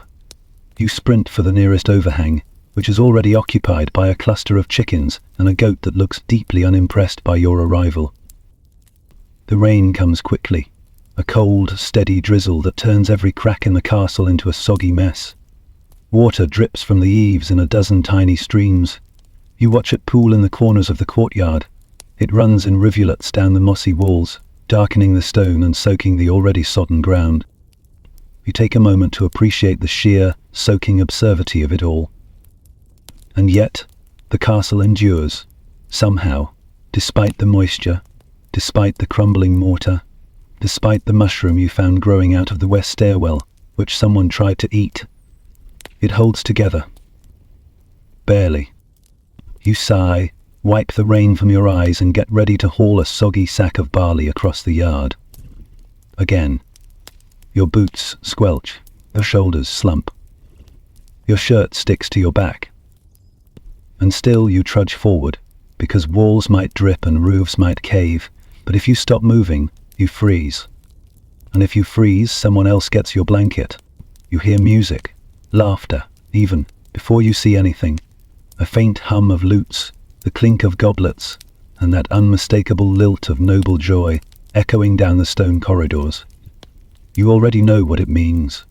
There's a feast tonight. Not for you, obviously. The scent hits you first. Spices, real ones. Not just onion and boiled mystery root. We're talking cinnamon, cloves, maybe even nutmeg. You follow the smell toward the great hall, carrying a dented basin you're supposed to fill with table scraps after the party's over. Inside the kitchens, it's chaos, naturally. Pans clanging, dogs barking, a cook yelling at a boy for breathing too loudly. In the corner, a massive joint of meat is turning slowly over a spit, dripping fat into the fire with satisfying sizzles. Your mouth waters against your will. You haven't had meat in days, maybe weeks. It's all barley, onions, and the occasional bowl of questionable fish stew for you. You watch as dishes are assembled for the Lord's table. Roasted swan adorned with feathers, because nothing says, "I'm better than you," like eating a bird dressed in its own corpse. Pies shaped like castles, loaves carved into fish, fish carved into loaves. You're not even sure what's real anymore. You try to act casual, like you're just passing through, but one of the undercooks sees you. "Don't even think about it," she warns, smacking your hand with a wooden spoon before you even reach for the drippings. You nod. You get it. The rule is simple. Cook, serve, clean, but never eat unless you're told. Let's put this in perspective. Feasts in a castle weren't everyday occurrences, but when they happened, they were spectacle, even minor ones. Lords used them to show off wealth, curry favor, impress visitors, or just remind everyone they could afford fruit in winter. Historians still argue whether these displays were mostly political or just medieval one-upmanship with better costumes. You suspect both. Tonight's guest of honor? Some cousin of a cousin who claims to be from the king's court. That means more food, more candles, and more work for you. You're sent to fetch another bench, then a jug, then someone's lost decorative pickle fork. Yes, apparently that's a thing. You manage a quick peek into the great hall as the servants lay everything out. The transformation is staggering. This room, usually cold and grey and echoing, is glowing. The fireplaces roar, tapestries hang proudly, candles flicker in elaborate holders. The Lord is in full regalia, furs, a golden chain, that smug smile he saves for feast days. Noble women in bright gowns glide around the room, their laughter light and just slightly too loud. The knights look polished and upright, like they haven't spent the week yelling at stable boys or losing dice games to their own squires. You're sent to help pour drinks. Carefully, of course. You walk the perimeter of the hall, filling goblets with wine that smells too sweet to be trusted. One noble raises his brow at you. "Don't spill a drop," he warns. You bow, smile, and wish a cork gets lodged in his throat. Politely, of course. Once your jug's empty, you retreat behind the curtain at the back of the hall, where the other servants wait, crouched or sitting on crates. You can still see through a small slit in the tapestry. You watch them eat. Whole birds, golden brown, baskets of bread still warm, bowls of pomegranate seeds, cheese that actually has flavour, dishes spiced with saffron, a goose so tender it falls apart with a spoon. You've heard of this kind of food before, heard about it in songs and stories, but seeing it laid out like this, it stings. Your dinner will be what's left in the pot, if anything, maybe some turnip mash, maybe gruel, but probably not meat. Meat goes to the Lord, the knights, the steward, then the dogs, then maybe you. The irony is sharp. There's enough food on that table to feed the servant quarters for a week. But instead, half will be thrown out, dumped, or fed to the hunting hounds that snarl louder than your own stomach. You catch a whiff of roast almonds. Someone behind you groans softly. "I'd trade my shoes for one bite." You believe him. Here's a lesser-known tidbit. Some nobles actually threw food during feasts, not out of rudeness, but as entertainment. Jesters would catch it, or servants would scramble for it like dogs chasing scraps. You were part of one such scene once, caught a grape mid-air and felt like a legend for 3 full minutes before the steward scolded you for performing. You haven't caught anything since. When the feast is over, the real work begins. You file in with the others, eyes down, hands ready. The smell is torture. You scrape half-eaten pies into a bucket, wipe down greasy platters, and dodge drunk nobles who swing their goblets like weapons. One of them burps directly in your direction. You hold your breath and keep scrubbing. You spot a bowl of leftover dates. You hesitate, then glance around. No one's watching. You take one, just one. It's sweet, ridiculously sweet, almost impossibly good. It tastes like sunlight and sin. You smile, just a little, and let it sit on your tongue longer than you probably should. Then you're back to work, hauling trenches, collecting knives, folding what once was a napkin and now resembles a battlefield casualty. You sweep crumbs into your palm and toss them into the refuse bin. The noble hiccups behind you and calls out, "You there, more wine!" You shake your head. "Already empty, my lord." He squints at you, confused. "Ah, shame. Good night, then." He drifts off like a confused goose in velvet. You gather the last platter, heavy with grease and regret, and haul it back to the kitchen. The fire's low now, the feast is done, the wine's been spilled, the songs are ending. And you? You sit down on an overturned bucket with a wooden bowl of cold barley mush and stare at the wall. You take a bite. It tastes like nothing. But that date? You'll remember that date for weeks. You're elbow deep in barley husks, trying to scoop the last bits into a sack that keeps collapsing like a sulking child when you hear it. The soft, low rumble of voices not meant for you. The kind of whispering that crackles through the air like fire behind a door. You pause, not out of nosiness, though yes, obviously that too, but because in a castle, gossip is currency. You lean just slightly toward the doorway. It's 2 washerwomen and a stable boy, huddled near the stairwell, voices hushed and eyes wide. Said, she saw a woman in white on the battlements. No footsteps, just floating. A ghost story, classic. The castle is full of them, They rise like steam from the cracks in the walls. Some say the place was built on cursed land. Others claim every castle has its share of restless spirits. You're not sure what you believe, but you did see a candle flicker out on its own once. Could have been wind, could have been a ghost, could have been both. You shuffle closer, pretending to adjust your tunic. And the steward, he won't even use the south stairwell after dark, swears he saw eyes in the walls. Which wall? All of them? The boy crosses himself, as if that'll keep the spirits away. The older washerwoman spits on the floor.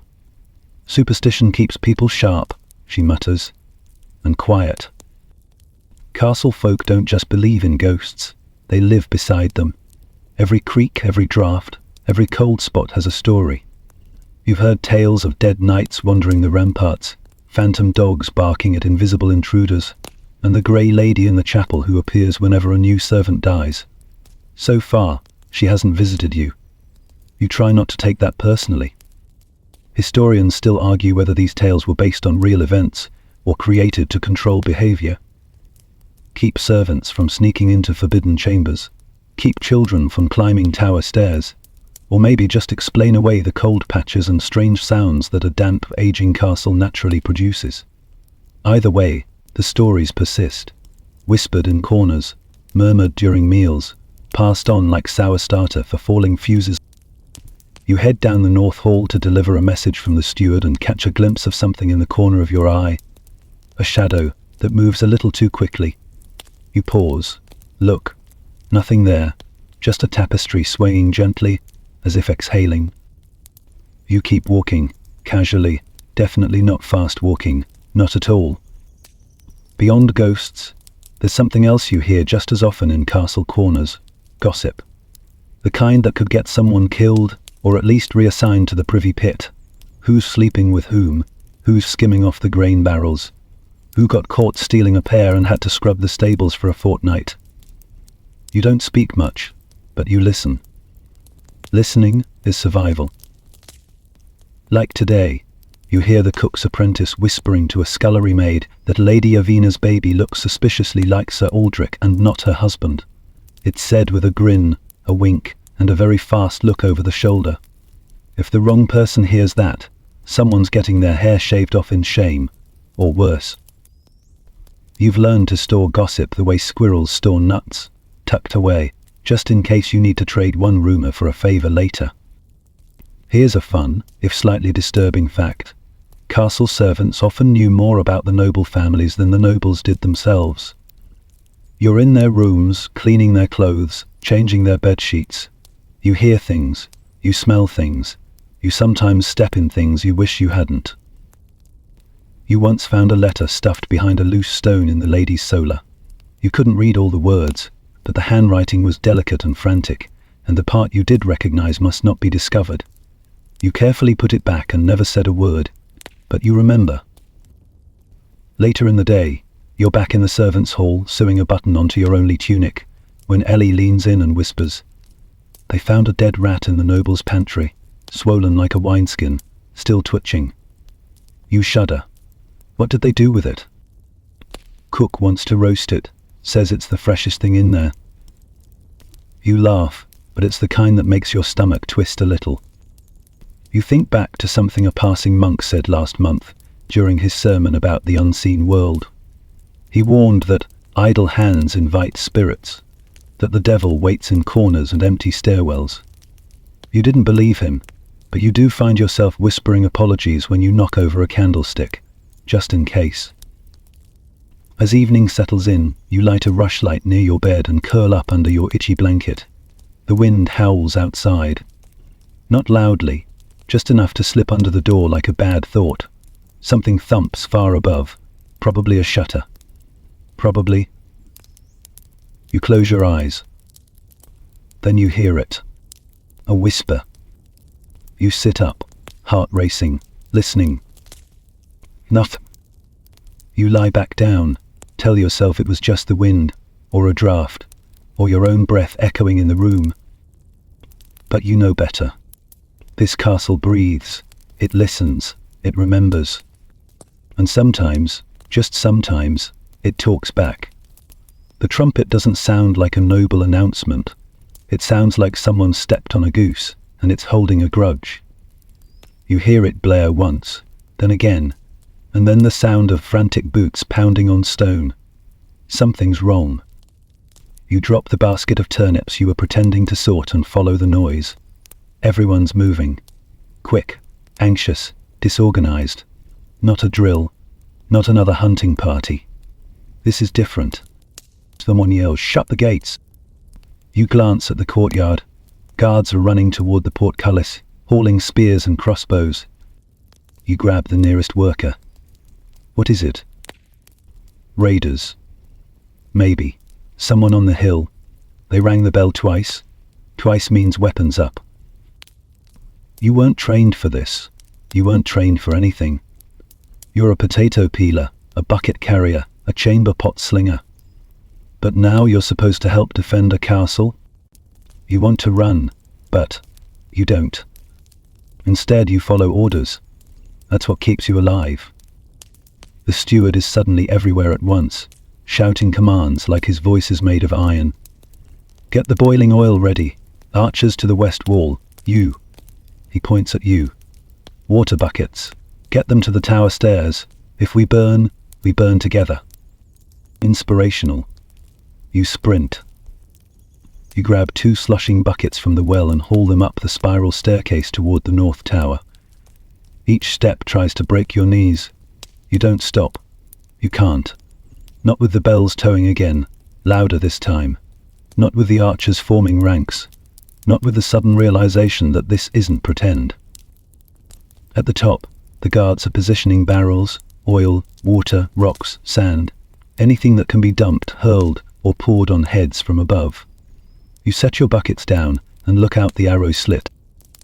There, on the hill, silhouettes, 5, 10, more. Too far to tell, too close for comfort. Let's pause for a historical truth bomb. Most castle sieges didn't look like the movies. They weren't glorious charges or flaming catapults. They were long, muddy, cold, and boring. But the fear, that was real.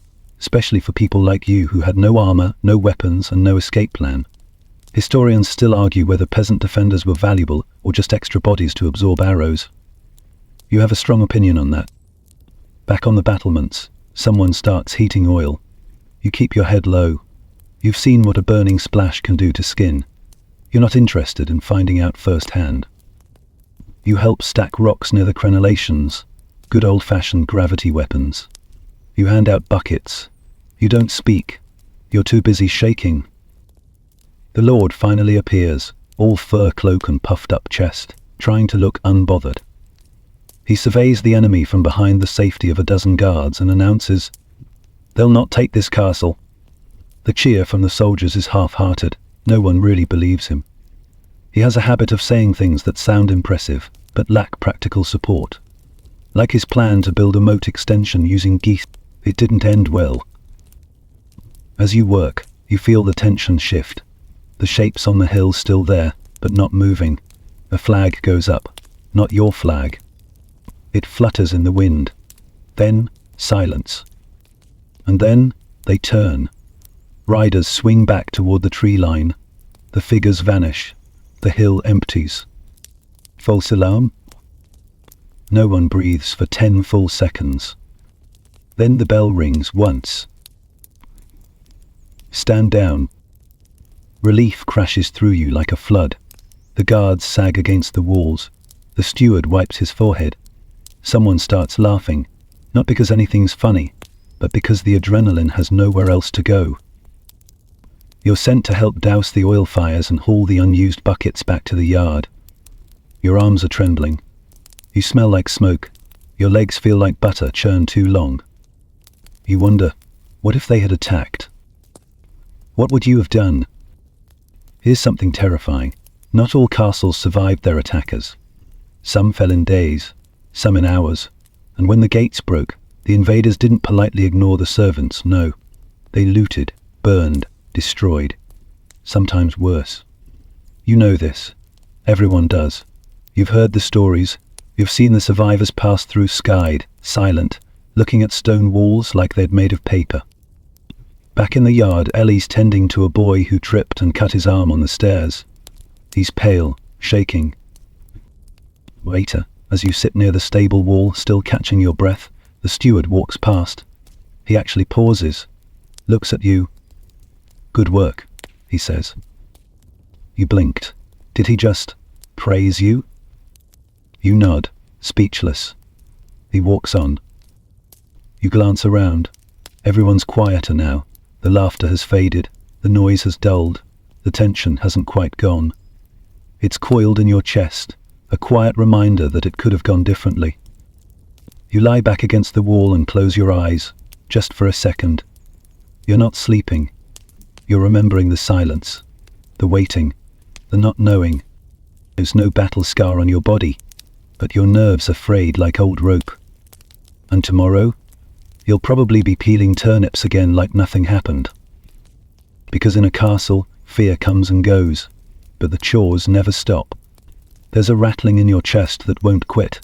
You try to clear your throat, but it sticks there, thick, scratchy, almost solid. You swallow and keep working. You're supposed to be bundling firewood today, but your hands feel heavy, your legs wobble a little.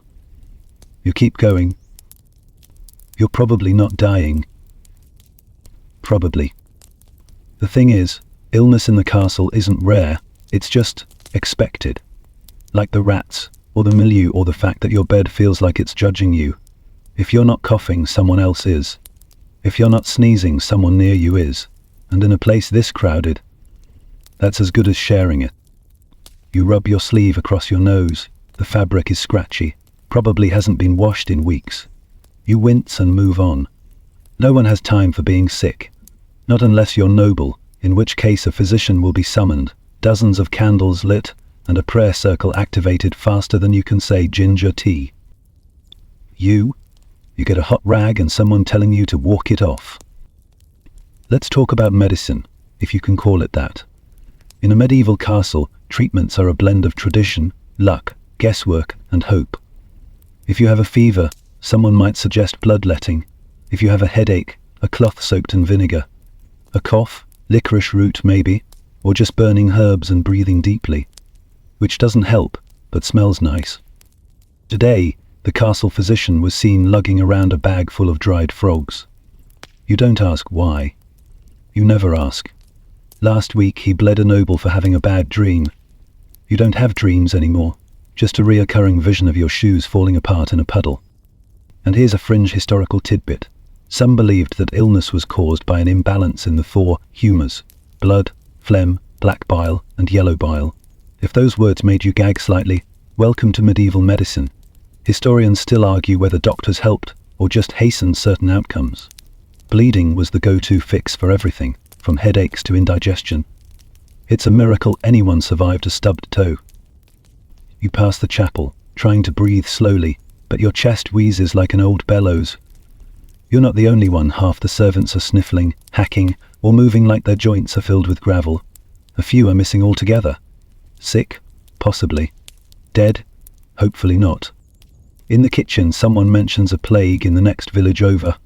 Not the plague, just a plague. There are so many flavours. It's the swollen neck kind, someone mutters. The black spit version, someone else adds. You stir the soup pot and pretend you didn't hear either. Here's the worst part about getting sick here. There's nowhere to go. No hospital. No quiet room. No herbal bath. If you're lucky, someone might stick you in the corner and drape a damp cloth over your head.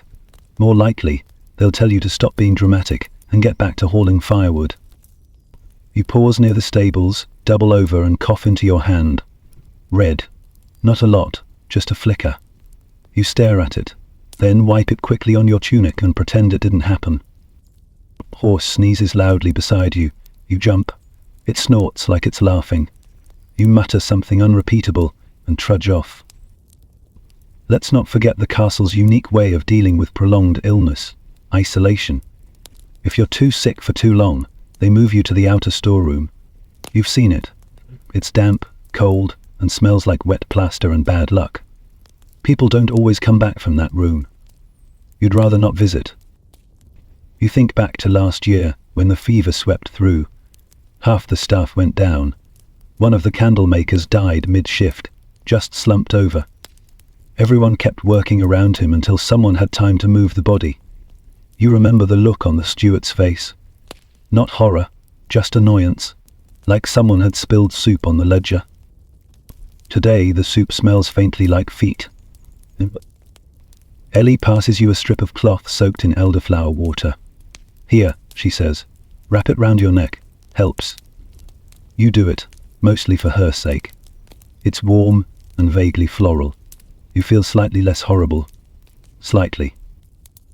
Later, you overhear two guards arguing about what illness is best. One insists fever is worst because of the hallucinations. The other says he'd take fever over the pox any day. "At least with fever, your skin stays on," he reasons. You try not to join the debate. Your vote goes to none of the above. That evening you sit by the hearth, blanket over your shoulders, shivering like a leaf in a snowstorm. Your stomach churns, your throat burns, and the fire feels a mile away. Someone hands you a cup of broth, thin, salty, but warm. You sip slowly. Here's something quiet and strange. When people start dying in the castle, no one screams. There's no panic, just quiet, a shift. A candle left burning longer, a prayer whispered a little faster. The servants still scrub the floors, the bread still bakes. But there's an extra silence in the hallways, like the walls are listening. You lie down near the fire, curled on your side. No one sends you away. Maybe they think you're sleeping. Maybe they're letting you rest. You close your eyes. You cough. You hope you wake up in the morning. And if you don't? Well, at least you won't have to clean the chamber pots. You're alive. Barely. You wake up feeling like you've been trampled by every horse in the castle. Twice. But your fever broke overnight, and now your bones ache in that slow, hollow way that means you're not dying. You're just human. You sit up, your blanket sliding off, and immediately remember where you are. Still the same hearth, still the same splintery bench, still the faint smell of onion broth and smoke, and someone snoring nearby in a tone that can only be described as aggressive disappointment. You rise slowly and stretch your limbs. Your body creaks like an old hinge, but it moves, and that's enough for today. Just in time for your favorite subject, romance. Yes, that's right. Love, courtship, passion. Though in the castle, it's more like accidental glances and highly strategic pairings. You don't fall in love here so much as trip into alliances. You catch Ellie hauling a bundle of linens down the hallway. She's blushing. That's suspicious. You raise an eyebrow. She sticks out her tongue at you, definitely suspicious. Turns out someone's been passing her bits of bread crust carved into hearts. Ridiculous, charming, slightly stale, and she's kept every one of them. Romance in the castle is a delicate dance, especially for servants. You share rooms, chores, and meals, but nothing else is truly yours. Privacy doesn't exist, and any real relationship has to be hidden under blankets of silence, glances, and coded messages scratched into laundry tags. You remember Tomlin and Joelle? They were sweet on each other for almost a whole year, thought no one knew, everyone knew. The steward pretended not to see, until Joelle got reassigned to the upper kitchens, and Tomlin suddenly became an expert at dropping things near her doorway. But nothing lasts. Not in the castle. Joelle married a cooper's son 3 towns over. Tomlin cried into the flour bin for 3 days. We kept baking anyway. Love stories here don't get candlelit endings. They get compromises. Here's a proper historical truth. Most marriages weren't for love. They were trades, dowries, connections, property deals. Even among castle servants, pairing off had more to do with who could help haul laundry than who made your heart flutter. Historians still argue whether there was more romance among peasants than nobles, since peasants had less at stake and fewer people trying to marry off their relatives like chess pieces. Either way, love was risky, especially if the steward found out. Today, you pass a squire whispering to one of the milkmaids in the stable yard. He's doing that thing with his hair, sweeping it dramatically like he's just returned from battle, instead of a turnip haul. She giggles, then throws a carrot at him. This is the 14th century version of flirting. You try not to roll your eyes. Sometimes you wonder if you'll get married. Not today, maybe not ever, but eventually, probably, maybe. You think about the options. There's Tobin, nice enough, but smells like old cabbage. There's Maëlle, sharp, quick, already said she'd rather join a convent than settle for anyone in this castle. Fair. You once thought about Ellie, just for a moment. She's clever, funny, smiles like she's hiding 3 secrets. But she deserves more than a half-rotted bed and someone who forgets to lace their tunic properly. Romantic gestures, for people like you, look like shared bread or slipping someone an extra egg from the kitchen or offering the dry side of your blanket when it rains through the roof again. No roses, no poems, no moonlit dances, just kindness when no one's looking. There's a rumour going around. Lady Avina has taken a new favourite, a travelling musician who performed at last month's feast. Apparently she's been sending him little gifts, embroidered handkerchiefs, ribbons, a pair of his shoes, mysteriously cleaned and mended overnight. Fancy that. You wonder how her husband feels. Probably the same way he felt about the last favourite, which is to say, indifferent, as long as dinner is still served. Let's tuck in a delightful fringe tidbit. In some castles, noble women were said to have their own lovers' stairs, discreet passages that led from their chambers to secret exits. And while we don't know if it was love, boredom, or rebellion, plenty of noble ladies had someone climbing those stairs in the dead of night. Usually not their husbands. Down in the lower halls, it's less dramatic. A shared blanket is practically an engagement. A stolen kiss in the storeroom. Scandalous. Get caught, and you're peeling onions in silence for a week. You're helping polish a pewter tray when you hear the whisper. 2 of the guards fought over a kitchen girl last night. You raise an eyebrow. Which one? Tall one, with the scar. Apparently she told both of them they were her only star in the sky. You laugh. Risky, yes, but poetic. By sunset, love stories are everywhere. A new pairing spotted in the herb garden. A note left under a plate. A broken bowl, probably dropped on purpose for attention. You sit by the window, the wind curling in like a tired dog, and think about the warmth of another body next to yours. Not even for love, just to feel something human in the dark. Someone to whisper to. Someone to not be alone with. If you close your eyes, someone slides a crust of bread beside you. You look up. Ellie's walking away, not looking back. You smile. No hearts carved into it, no words, no ribbons. Just a gesture. And sometimes that's enough. You wake to the sound of dice bouncing off wood, laughter chasing them like a pack of unruly hounds. It's still early, and technically you're supposed to be mucking out the goat pens, but the noise draws you in like the smell of baking bread or free stew. You follow it toward the lower hall and peek inside. 4 workers huddle around a makeshift table, really just a broken crate flipped sideways, with coins, bones and pebbles scattered across the surface. "Double 6, that's mine," one shouts, reaching greedily. Another groans and tosses back the last of his ale. It's game time. Entertainment in a medieval castle is rare, raw, and utterly ridiculous. You don't get plays or acrobats or bards every day. Those are reserved for the lords and guests. You get dice, song snippets, terrible dancing, and maybe a wrestling match between 2 kitchen boys over who stole the last turnip. You take what you can get.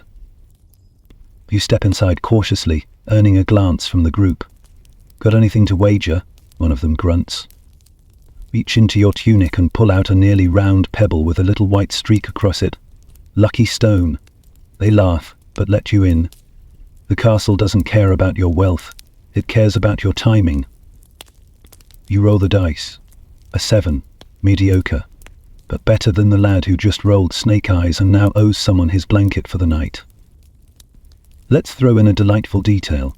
Dice were wildly popular among the lower classes. Carved from bone, wood, even nuts. Games like Hazard or even early forms of backgammon were common ways to pass time. Historians still argue whether such games were tolerated or suppressed, especially by the church, which saw gambling as a fast track to sin and syphilis. You lose your pebble by the second round, but it's worth it. The energy is contagious, even if the floor smells like old ale and someone's sock. A girl in the corner is juggling 3 apples while singing off-key. You're not sure which part is worse, but everyone's clapping.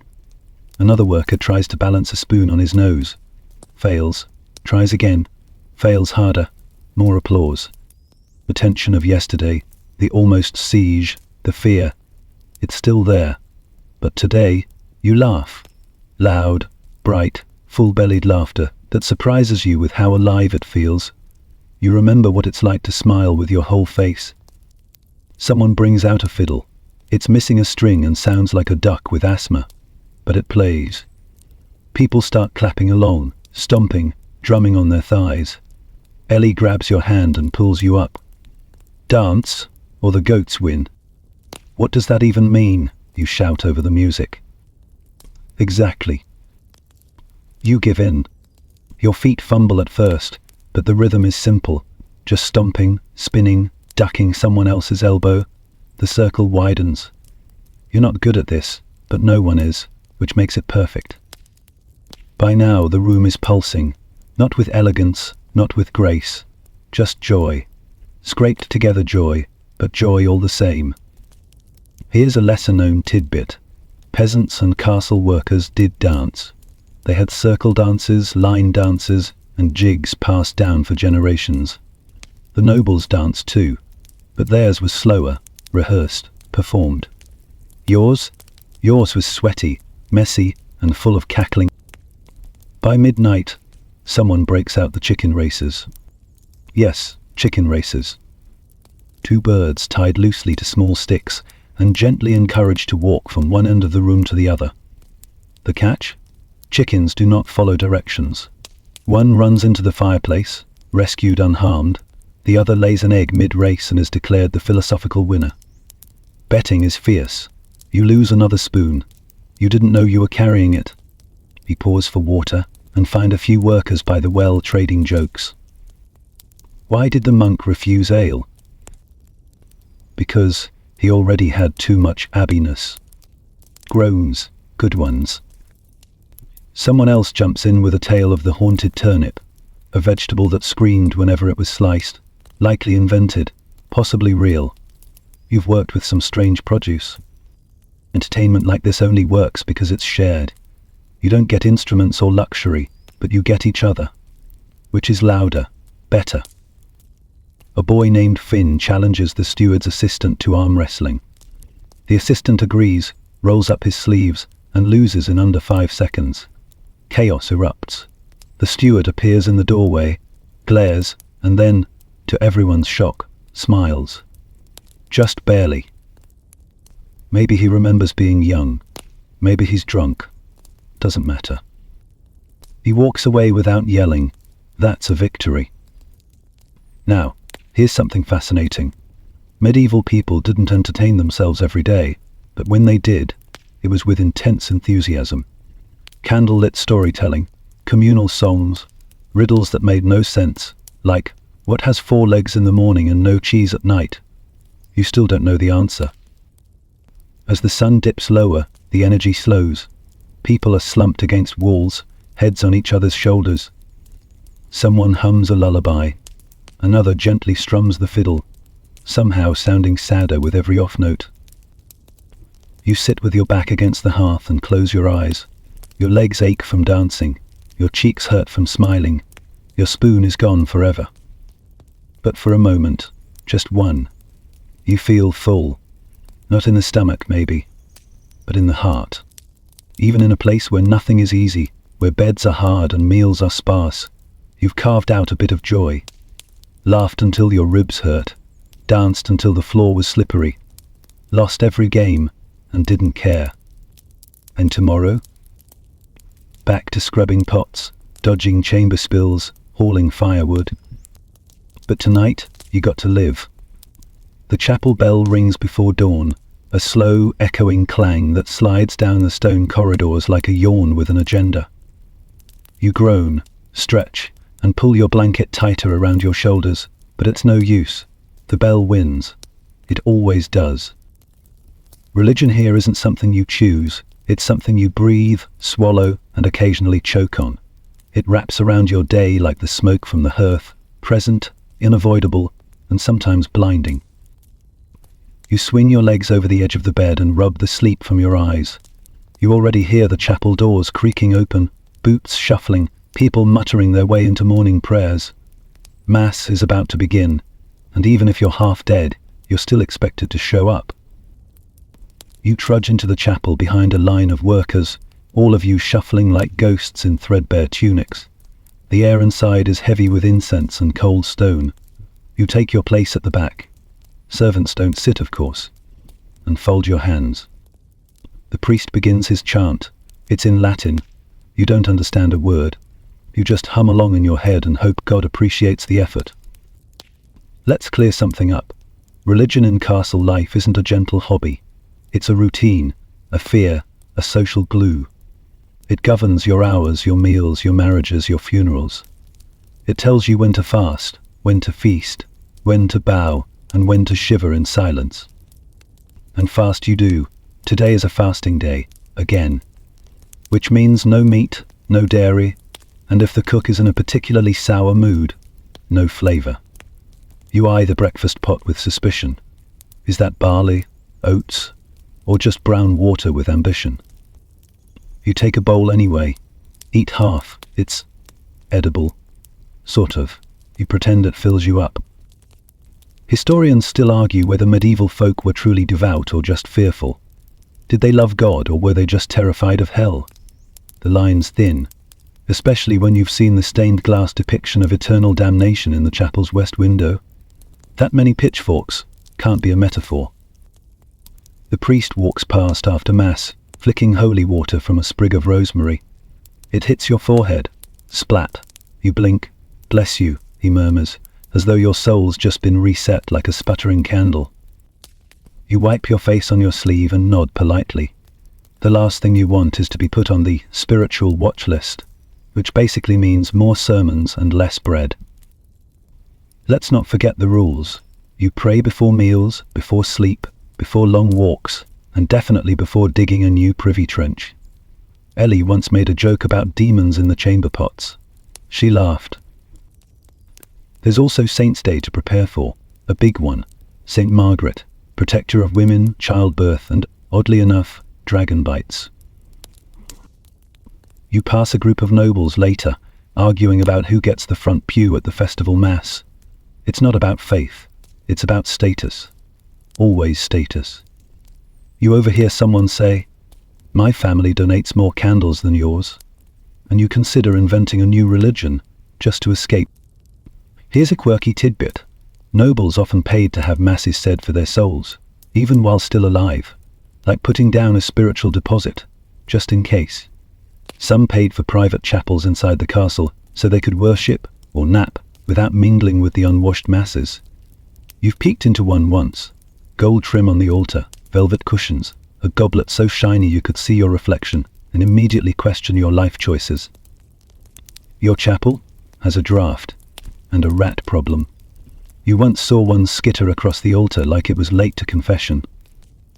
You're called back to help prepare for the festival feast. Not that you'll eat it. You'll just chop turnips and watch swan legs get basted in spices too expensive to even pronounce. But before any feast, there's penance. The cook makes everyone confess their sins aloud before the meal prep begins.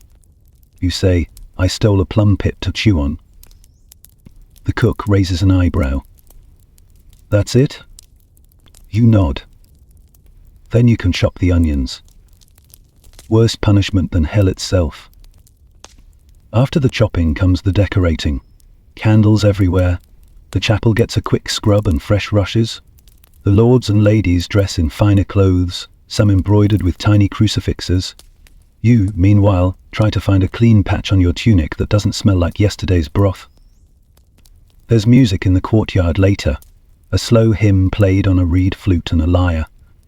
You sit with Ellie and a few others just watching. You don't sing, not out loud, but the melody sticks in your head, soft and simple. It reminds you of warm hands and quiet prayers and old stories whispered in the dark. Someone behind you murmurs, "Do you think he listens?" You don't answer, because truthfully, you don't know. But you do believe in something. In survival, in sunrises, in the way your breath clouds in winter and vanishes in spring. In the fact that somehow, despite the cold and hunger and blatters and filth, you're still here. And maybe, just maybe, that counts as faith. If the bread is a little mouldy today, not a lot, just a faint green bloom along the edge, like the loaf tried to grow its own fur coat. You pick around it with the precision of a master surgeon and chew slowly, pretending the crunch is just an overbaked crust. That's how you start your 30th birthday. If, of course, you're lucky enough to know how old you are. Truth is, most people here don't. No one writes down your birth. No one marks the day. You remember a story about a comet in the sky, or maybe a pig giving birth to twins, and someone said, "That's when you were born." So you go with that. Today feels like the kind of day when a pig might have had twins. Cold, moody, slightly absurd. Your knees ache before you even stand. Your back twinges when you lift a bucket. You're 30, maybe 29, maybe 32. Doesn't matter. In the castle, you've aged like rope left out in the rain. You pass a mirror, well, a polished tin plate, and pause just long enough to catch a glimpse of your face. Lines at the corners of your eyes. A scar you forgot you had just below your jaw. That's new. Or old. Hard to tell. Your hair is still mostly intact, but it's begun to hint at retreat. You splash your face with water and move on. He sees you limping and tosses a hunk of cheese your way, happy you make it another year. You catch it, celebrating old age by losing more teeth, you say, and pop it in your mouth. It's tough. You chew carefully. Here's something no one tells you growing up in a castle. You don't really grow up. You just break in slowly, like boots or firewood. By the time you're 10, you've worked more hours than some adults. By 20, you've buried friends. By 30, you're wise in the same way old trees are, scarred, sturdy, and a little hollow in the middle. Let's slip in a bit of historical flavor. Average life expectancy in the Middle Ages was around 30 to 40 years. But that number's misleading. It includes infant mortality, which was shockingly high. If you made it past childhood, you could live to 50 or even 60. But not well. Arthritis came early. Teeth left early. Your body aged faster than your years. Historians still argue whether hard work or poor diet was more to blame. You vote for both. Your left shoulder's been clicking since spring. Your hip sometimes locks. You've got one toenail that looks like it's trying to escape. And let's not even start on your digestion. You walk past a group of boys sparring with sticks. They shout, laugh, fall into the mud. You remember doing that. You remember being so full of energy you couldn't sit still. You remember running up and down the stairs just to run. Now, if you drop a spoon, you consider whether it's worth bending over at all. Later, the steward calls you by name. You do a double take. He almost never does that. "You've been here a long time," he says. You nod, unsure if this is praise or the setup to a punishment. He pauses. "You're dependable. Definitely not punishment. Want to oversee the barley tally this month?" It's not glamorous, but it's warm work, indoors, away from the chamber pots. You nod. "I'd like that." That's the thing about getting older in a castle. You learn how to spot the tiny gifts. A day without stairs, a quiet shift, a blanket that doesn't smell like goat. You go about your day, slightly slower than before, a little less bendy, but with a new kind of confidence. You know this place, every crack in the wall, every groan in the floorboards. You know who's stealing extra bread, Finn, who's sneaking kisses behind the bakehouse, still Ellie, and who's likely to fall asleep on the job by noon, also Finn. You're not in charge. You'll never wear armor. You'll never sit at the Lord's table. But when someone's sick, they ask you what to do. When the firewood's low, they send you to check. When the steward is missing a number, he asks you to count again. Power in that. Quiet, crumb-covered power. A younger boy asks if you want to play dice later. You smile. Only if you want to lose. He grins back. It's your funeral, old man. You ruffle his hair and move on. You pause in the lower hall and rub your back against a warm patch of wall. You've claimed it. No one else knows it exists. The wall faces a chimney. Even in winter, it stays toasty. It's your throne. You earned it. As the sun sets, you share a meal with a few others. Gruel again, but someone found herbs. It tastes better than usual. Someone toasts too, the ones who made it through another year, and everyone clinks their bowls with exaggerated care. You lean back against the hearth, watching the fire dance. Your hands are rough, your teeth are uneven, your future is uncertain. But you're here. You made it. And in this place, this leaky, mouldy, endlessly noisy place, that's nothing short of a miracle. The castle exhales. You feel it, not in any dramatic way, but in the quiet settling of boots by doors, in the long yawns that echo down the halls, in the creak of shutters being closed for the night. Another day ends. Another survival scratched into the calendar no one actually keep. You wrap your cloak tighter and head for the upper yard, where the sky opens just wide enough to show a slice of darkening blue. Stars are slipping through the cracks in the clouds. 1, 2, 3. Tiny lights, millions of miles away, offering nothing practical. No heat, no bread, but still something. Behind you, the kitchen doors thud shut. The stew pot's been scraped clean, the hearth swept. You smell charred onions and ash and something sweet, a whiff of honey from the feast the nobles had. You didn't get any. No surprise there. But someone dropped a plum pit in the courtyard, and you chewed on it until the flavor gave up. You pass by the stables. The horses shift in their sleep, snorting, huffing, rustling hay. One of them farts, with heroic force. You laugh, quietly. No one else hears. No one else needs to. Inside, the castle dims. Torches flicker in their brackets, casting long shadows that stretch like tired limbs. The tapestry in the great hall stirs gently in the breeze, sneaking through a window someone forgot to latch. You stop and fix it, not because you were asked, just because it's what you do now. In the corner, the steward is bent over a scroll, eyes bleary, lips moving soundlessly as he counts. You nod to him as you pass. He doesn't look up, but he grunts, a rare gesture of acknowledgement, maybe even respect. You'll take it. You step down the narrow stairs to the servants' hall, where the floor is cold and the walls hum with the heat of the fires above. A few people are still awake. Ellie's braiding her hair. Finn's asleep sitting up, a crust of bread on his chest like a gift he forgot to unwrap. You lay out your blanket, the one that never fully dries. It smells like wool, smoke, and your own tiredness. Let's talk about the sounds now. The castle at rest. Not silent, never silent, but different. The clanging is gone, the shouting faded. Now it's just the occasional cough, the shuffle of feet, the soft murmur of someone praying under their breath. It's funny, the castle never feels heavier than when it's asleep. During the day it's loud, chaotic pulsing, but at night it becomes a giant, breathing thing. The stones seem to creak louder, the rafters moan like they're remembering storms long past, and every now and then a gust of wind squeezes through the wrong crack and whistles like a ghost trying to sing.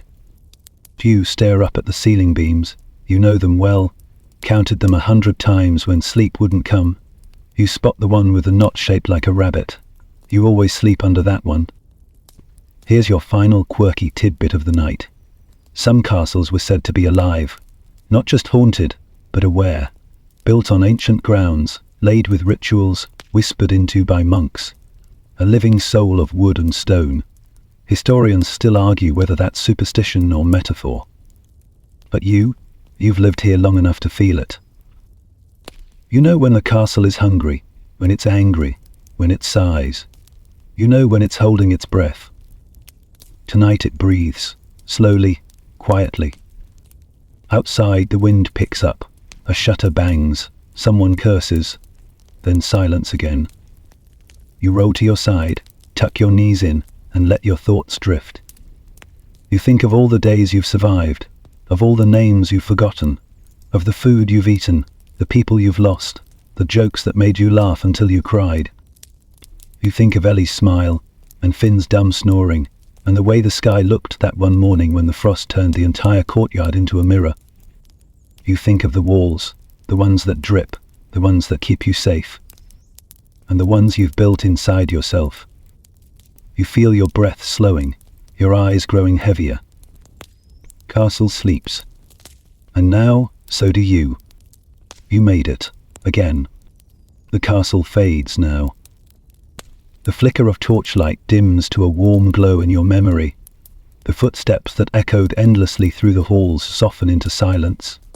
The rush of the kitchens, the clang of the smithy, the shouting of the steward, all melt away, one sound at a time. You're lying beneath thick wool and quiet stone, listening to the soft crackle of a dying fire. Somewhere nearby a dog stirs in its sleep. A final ember falls. The wind hums against the outer wall, but it doesn't reach you. Not here, not now. Let your hands relax, your shoulders sink. The aches from the day can wait until tomorrow. You've earned your rest. Beneath the weight of centuries, the castle breathes steady now, just as it did the day it was raised, and just as it will long after you are gone. Its stones hold stories, its floors carry memory. But for now, it asks nothing more of you. No more hauling, no more waking before the sun, no more cold boots or peeling turnips or chamber pots or bucket duty. Not tonight. Tonight there's only stillness, only the soft rhythm of breath, the warmth of your blanket, the imagined flicker of candlelight behind your eyelids. You're not alone. You never were. Not in this castle, not in this story. So let it go. Let your muscles melt into the mattress, or whatever counts as one. Let your thoughts unravel. Let the quiet come. The day is over. Poog. You made it. The story ends here.